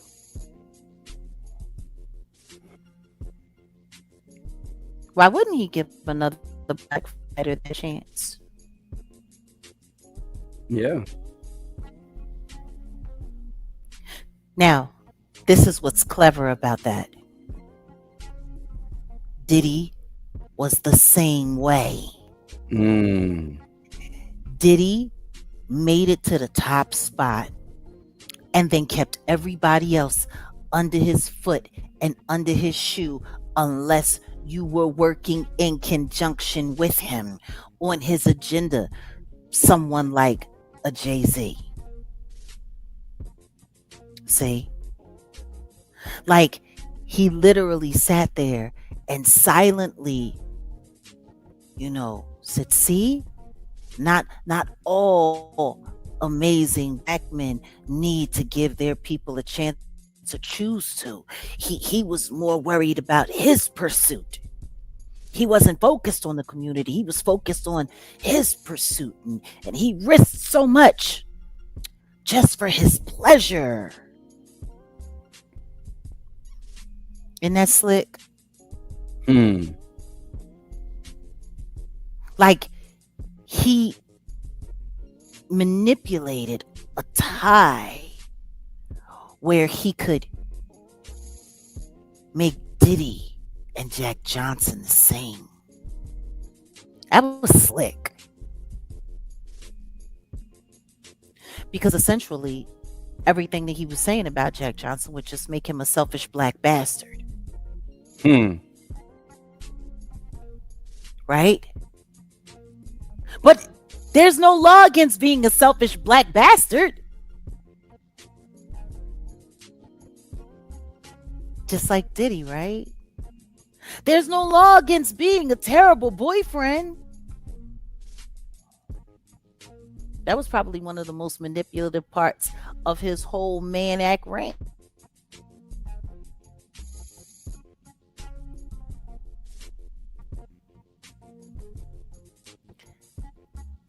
Jack Johnson was going after the purse, and black fighters didn't draw the money.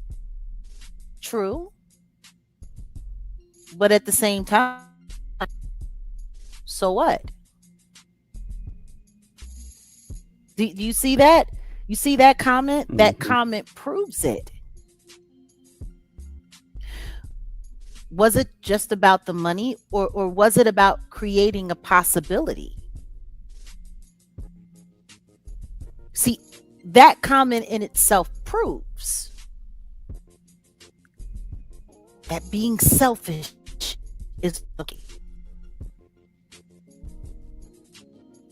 Not looking out for your people is okay. So once again, if all of that is okay, where does all of this black pride come? You see what I'm saying? Think about it. Mm-hmm. Black pride and black this, and they go after unstoppable Negroes and unstoppable this and unstoppable that. But now we're sitting here talking about black selfishness.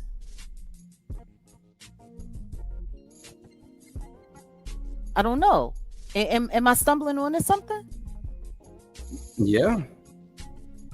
Because black selfishness and black pride don't fall under the same umbrella, do they? Well, no, it don't, and that's why you definitely need to watch the remainder, because he even gets into, when you talk about selfishness, and that's why I said a lot of people were saying in this special how he is saying, you know, I'm more philosophical than you, I got more money than you, etc. He starts out by talking about, you know, how he pretty much bought his own that whole town in Ohio where he's at. That's how he starts out the special.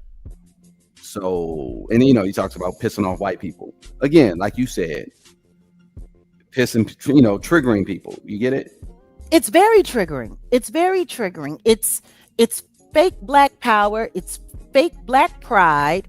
It's okay to be a selfish black bastard. I got, it's okay. And how dare you turn your back on your people and screw the guy in the White House, because, you know, we just gonna wait it out. We gonna, like, it was race baiting at its finest. And that's why I said I have to give it a 10. I gotta give it a 10. That entire special was race baiting at its finest. I don't know. Tell me I'm wrong. Nah, you're not wrong.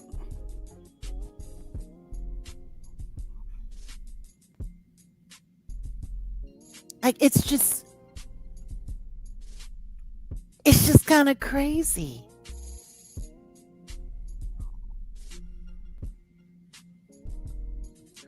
Wait a minute. Somebody said they're talking about the choices that he's making. What I will say is this: the time where he stopped low income housing. Yeah.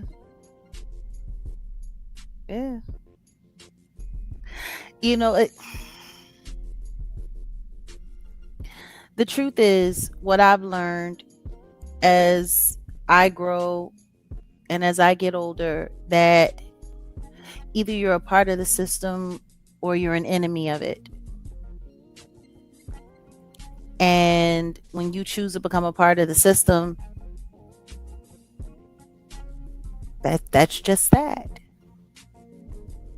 So we've been here for almost 2 hours, guys.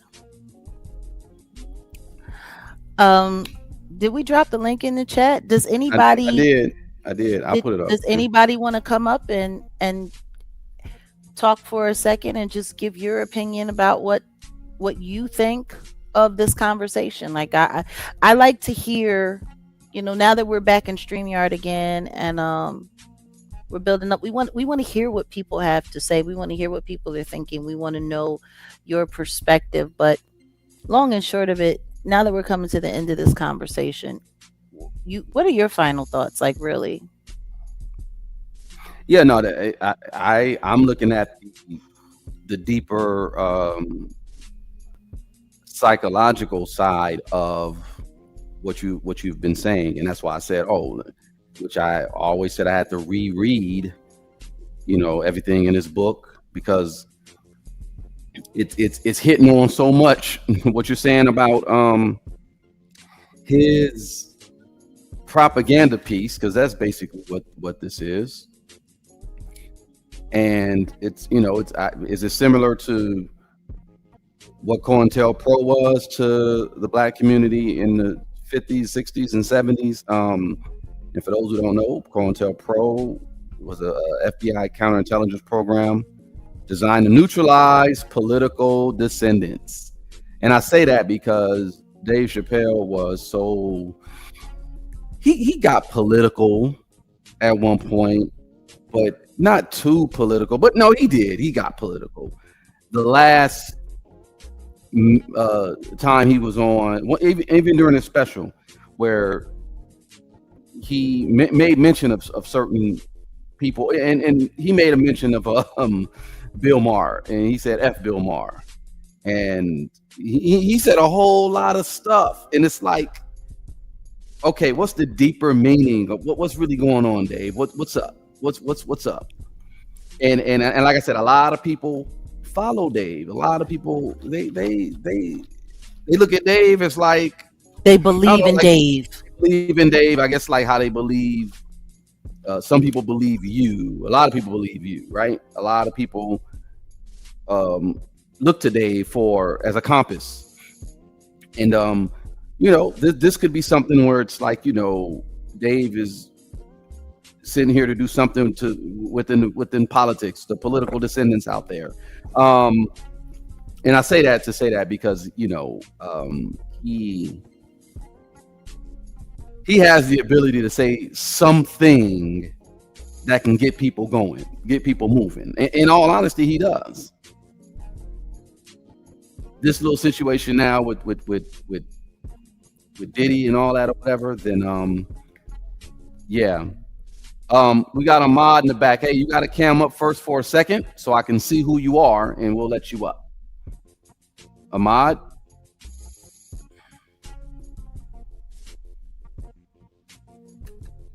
Okay, gotcha. All right, I'm gonna add you. You can cam down if you want. You ain't gotta cam up. All right, Ahmad. There you go. What's up, man? Hey, what's up, man? Hey, what's up, Jack? Good evening. Happy holidays to you. Happy holidays to you too. My take on Dave Chappelle is, I think for a guy who get $60 million for Netflix and found his way back into the wicked game, which we know the game, the pursuit of name of the industry, whether it's the music industry, the acting industry, the sports industry, etc. I mean, it's all wicked, and it's the game of chess. Of course, he'll say compromising things to his people to basically, just sugarcoat things. What if he's been told or he's doing it in order to save his career? Because we don't know what he did with Diddy to the point where he just lied blatantly in front of everybody that, oh, Diddy saved my life, when it was actually Jamie Foxx, and we know for a fact that, like, basically, I mean, he just he just lying, and something really going on, and maybe Diddy have something on him. Do you all think that? You know what? I mean, go ahead. No, I was going to ask him. He got a point, and he did. And when you said Jamie Foxx, think about this. Jamie Foxx came out not too long ago and said some stuff about Diddy. Diddy did something to him, etc. Right? I mean, you was talking about the history between Jamie Foxx and Diddy, and we already know about the parties that Jamie. I personally, I know people who've been to some. I'll just say it like that. But when you say somebody got something on somebody, you might got a point. Well, let's be clear. Jamie Foxx was very close to Diddy. It was also Dave Chappelle, when he was talking about Diddy being in a RICO by himself, was talking about how Jamie Foxx was making fun of him and saying that, spreading the rumor that Jamie Foxx had actually went to the feds and said that Diddy is the reason why he was in his coma. Mm-hmm. I can believe that. It's the same thing with Kanye West, if you think about it. How he been hospitalized after he exposed some truth. I think that was back in 2018, 2016, either one of those years, when he was exposing the truth, and he just canceled the show. Many people thought he was crazy, but Kanye is never crazy. I know that you know that for a fact, Jaguar, that these people make this man out to be cuckoo, but he's not really crazy or a lunatic or need to be in a psych ward, a psychiatrist. I mean, this guy, he's telling the truth, but I will say that he is sugarcoating it, because lately I've been seeing him kissing up to Diddy lately, like free my brother Diddy and everything like that. But he's still connected with them too, like basically. But for the most part, I like the way how he just go in raw. And at one point, I thought the man was going to be like second to Tupac to tell the truth, like he been doing in the early 2000s, which I think that got his mother killed, for the shit that he said about George Bush. Excuse me for my language, but what he said about George Bush back in 2005 with Chris Tucker, that he don't care about black people. And he was with Jay-Z at the time. And when you talk about the elites, you have something to lose, especially in the public eye, to embarrass the president, but you telling the truth, you have something to lose. Trust me, I know. Trust me, I know. They spend their time trying to pretend like I don't exist, like I wasn't right there with them. And they do the campaign so flawlessly and so effortlessly. It's amazing. Yeah. But why people think you didn't exist? I mean, they believe that you was underrated for a reason, but you was well known to me, Oh, thank you for remembering. That's the wild thing about it, when you have great talent and you stood in the midst of everyone who went on to become this and become that, and you're not there anymore, it's for one of two reasons.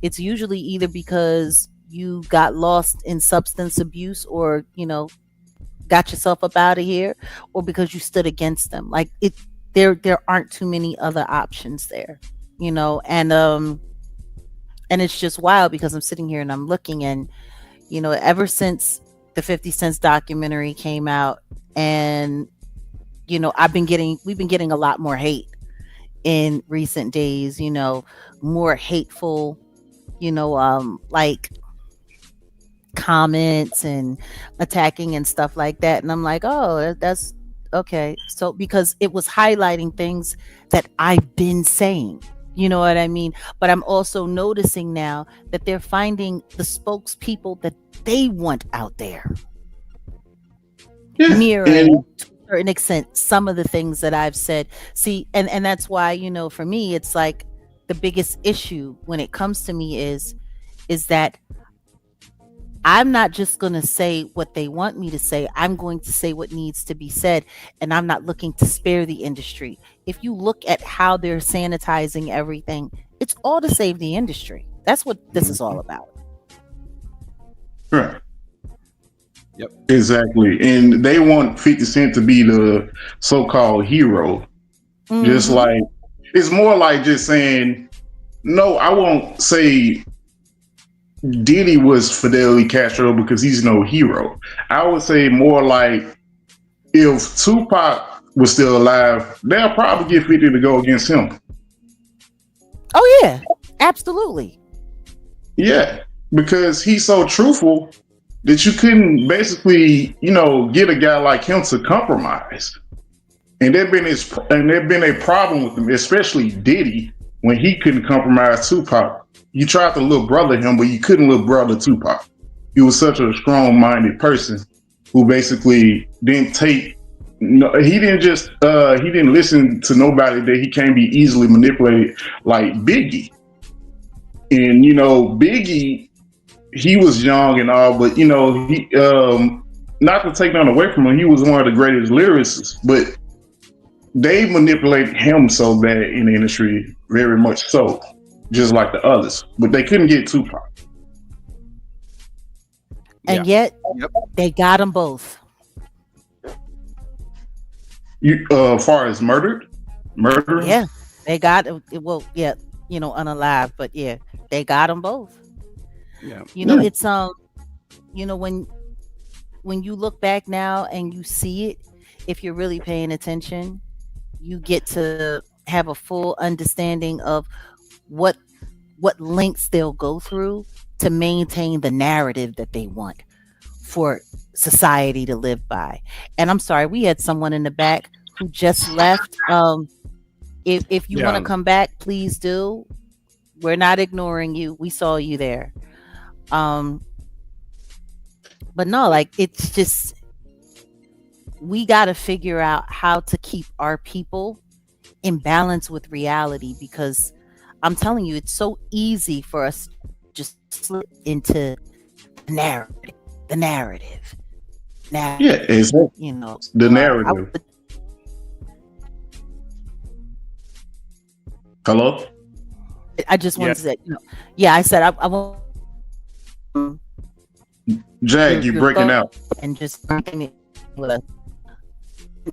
Am I breaking up still? Hello? Yeah, you're breaking up. A little bit. Let me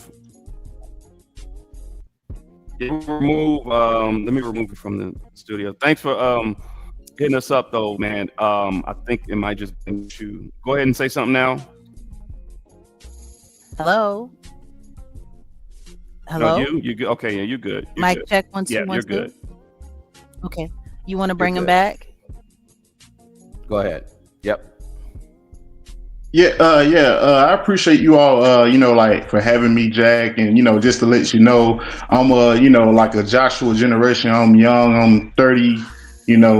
Born in 1995. I'm one of the younger generation who knew about the stuff that was going on in the 2009, 2010. That's when the Illuminati got exposed to me, just like everybody else. 2010 was a brand new thing to me about the Illuminati. When I wanted to become an actor, I got discouraged then from becoming in the industry. And I like, man, people like you, people like Tupac, and people like Aaliyah, the people who is alive but who is also dead, went through the industry so we couldn't go to the industry. It's more like Jesus Christ himself sacrificed himself as a prophet for us to make it, like basically in a way. Mm. Thank you for that acknowledgement. I appreciate you. And I just wanted to let you know, we appreciate you and your opinion. Like, we encourage people to come forward and speak, because I want everyone to become a part of this conversation. I don't want to be the only person having this conversation. I want everyone to get, we need to let the public know that people are thinking, people are listening, people are watching, and people are learning. So thank you for sharing your knowledge with us tonight. Yes, ma'am. Have a good day and have a good holiday for both of you all. Absolutely. Right, you too, and hopefully we'll see you again. All right. We salute to Ahmad, our young warrior. Oh my God, he was born in 95. I love it We when had our young someone people else. come forward and they speak. Yeah, it was Quiet One that was coming that it popped The, up. the She said she had quiet. Is it the quiet one stepped or back to okay? allow the Yeah. conversation. No. Come on back up. She said if she thought we wouldn't have time, you can. Come on, you good to go. And then We can make a anybody couple. else wanna We can take a couple more minutes. come on and hit the link? Yeah, if you the link's in the chat again, and yeah, come on through. Oh, no worries, Michael. We know it's already Christmas over there. So if you guys, Yeah, you I guys are in guess the they're future. celebrating Christmas over there. They're already there. But if not, we can get ready to shut it down. What I will say is, for me, last thoughts on this, I need to go back and I need to watch it all because what I've seen from what I saw, the 75-80% of what I saw, I mean, like I said, it was brilliantly put together, masterfully put together, and it was propaganda if I've ever seen it.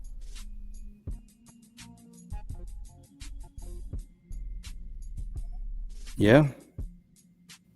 So, we want to say salute to everybody here, YouTube, our YouTube family. Salute to all of our members. Okay, Myrna. We want to say salute to everybody over on Patreon and on Rumble. Well, the Patreon for whatever reason didn't go through, but we'll get it through. But I told everybody to come through next time. We'll have it popping next time. Okay, here she go. Here she is. Salute, welcome, happy holidays to you. You gotta unmute your mic.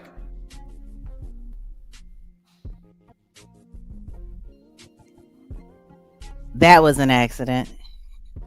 Uh-oh. There you go. We can hear you now. Yeah, thanks for letting me come up. I won't hold you too long. I just want to say I agree. And it's hard to watch him now because it's like I see what's going on. Like you said, it's like he's got an agenda. It's something he wanted to put in, all the symbolism from the jacket, the whole thing you said about Martin Luther King, just everything. I saw it, but it was brilliant, like you said, but the propaganda was a 10 too.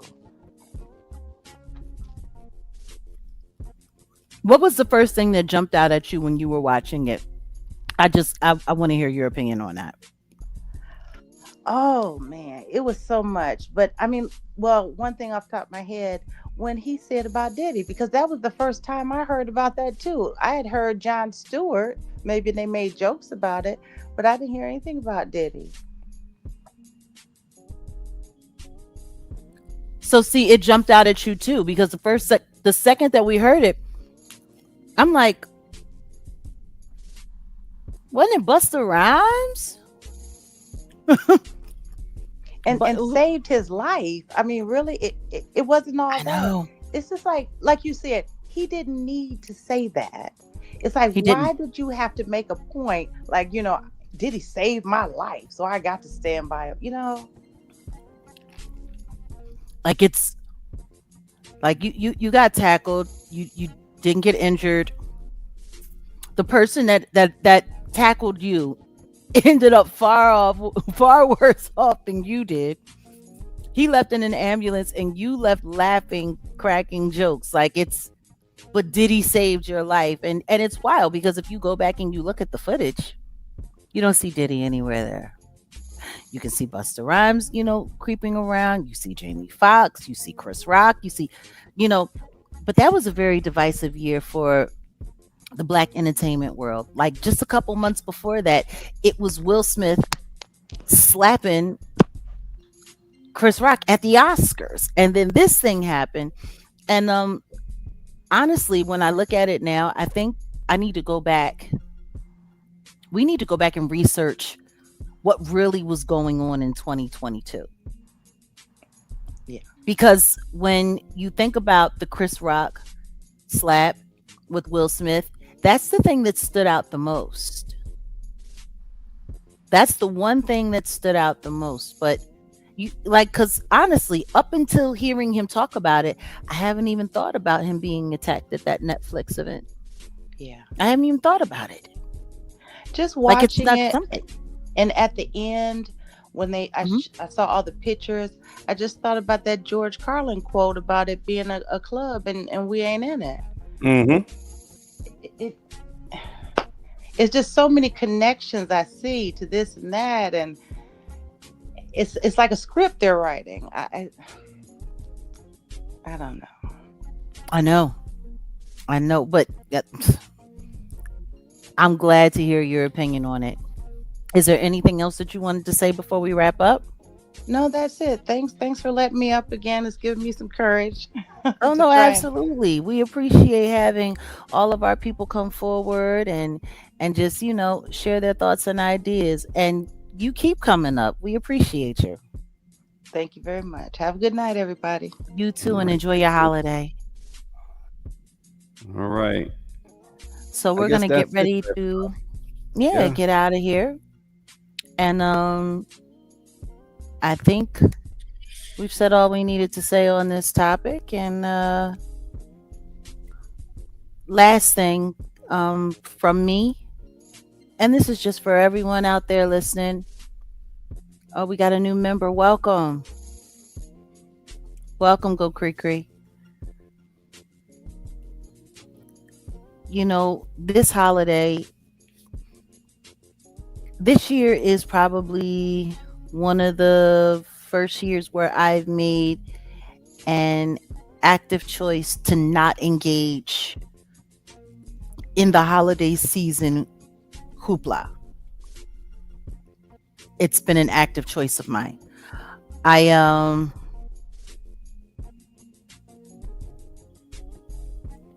part of the reason why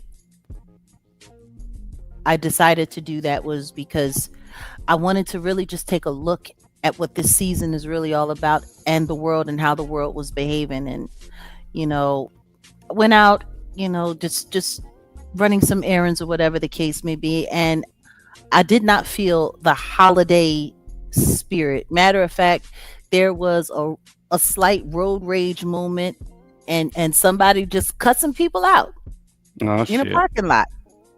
Um, and I'm looking at people, and everyone is so caught up into the spending money, buying gifts, doing this, doing that, whoopty whoopty woo, yada yada yada, so and so forth. There, it it didn't feel like Christmas. Like when I was younger, there used to be like a energy in the air of, oh, it's Christmas time, it's this, it's that. That's not what I've seen from what I've seen being out this year. It's kind of like everyone's working like robots, and everyone's just operating like robots to, you got to get this, you got to get that, you got to do this, you got to do that, got to have this. It's really not what it used to be. And when I think about what it's supposed to mean, outside of somebody broadcasting their church services or whatever, yada yada yada, like there's very little focus on what this is really supposed to be about. It's supposed to be about celebrating the birth of Yeshua and him coming to this world to be the sacrifice, to give us all a chance at true salvation. And we don't really focus on those things. We're not really, I don't see it. I don't feel it. And to me, it's like engaging in all of the rituals and engaging in all of the materialism. To me, it's just gotten to the point where it seems to be more disrespectful to him. And this year, I've just kind of like gotten myself to the point where my holiday season, my Christmas, it's going to be with God. It's just honoring him. Like, and the best gift that I can give is renewing my relationship with him, renewing how I feel about what he's done for me, what his life meant for me, and just being focused in that. For me now, this holiday it's a moment to just meditate on him with him. It's kind of like almost like another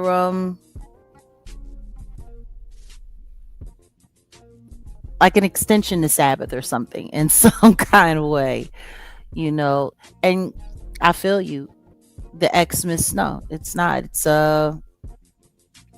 It's not what it is, but for me, that's just where it sits for me now. That's where it stands for me in this time in my life. If I'm going to acknowledge him, then I'm going to acknowledge him. Not the world, not the rituals, not the materialism, not the craziness, not the hoopla, but him. And I'll say it feels different. And everyone else looks different to me.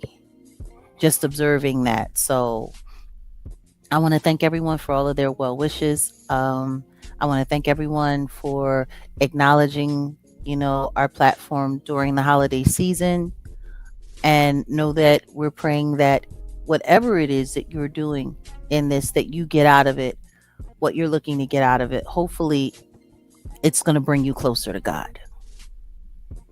You know what I mean? So do you have anything that you wanted to say before we get up out of here? Yeah, I sure the hell do. I know you Okay. talk about, everybody in their this time of year. Well, I guess if you listen to this Ghanaian pastor preacher, he says the world's supposed to end tomorrow. So and I guess it's already. Why is this thing not working? Hold on. I'm sitting over here trying to show the screen, and now the thing wants to trip up. Can you hear me? StreamYard's been acting a little funny tonight. Like I've been having issues getting in and out. This thing, man, I was really trying to just show this, and this thing it's stuck. But anyway, yeah, this guy says that the world's gonna end right here. This is what he says. So it's finally starting to pop up now. Leave the world behind, huh? Yeah, well, he built an ark. I think he built like 9 arks or something, and you got a bunch of Ghanaians who are on it, and they're ready to go. But I think God said, apparently he said he's not gonna flood the world again. I think he said this time it's gonna be in fire. So unless you got something that's gonna get everybody out of that, I don't know what to tell you. But anyway, that's all I got to say. Maybe he's got fireproof wood. Hey, if that's the case, that's some marvelous ish right there. But anyway, I ain't got much to say, and yeah, let's roll then. Let's get ready to get up out of here then. And once again, happy holidays to everyone. We'll be seeing you guys. We're going to be around. Oh, safe travels. Have a safe flight. I will be doing the psychological covert war. I will follow up with this propaganda, and I think I'll probably do that tomorrow. Maybe. We'll see. Maybe Friday. Okay. All right.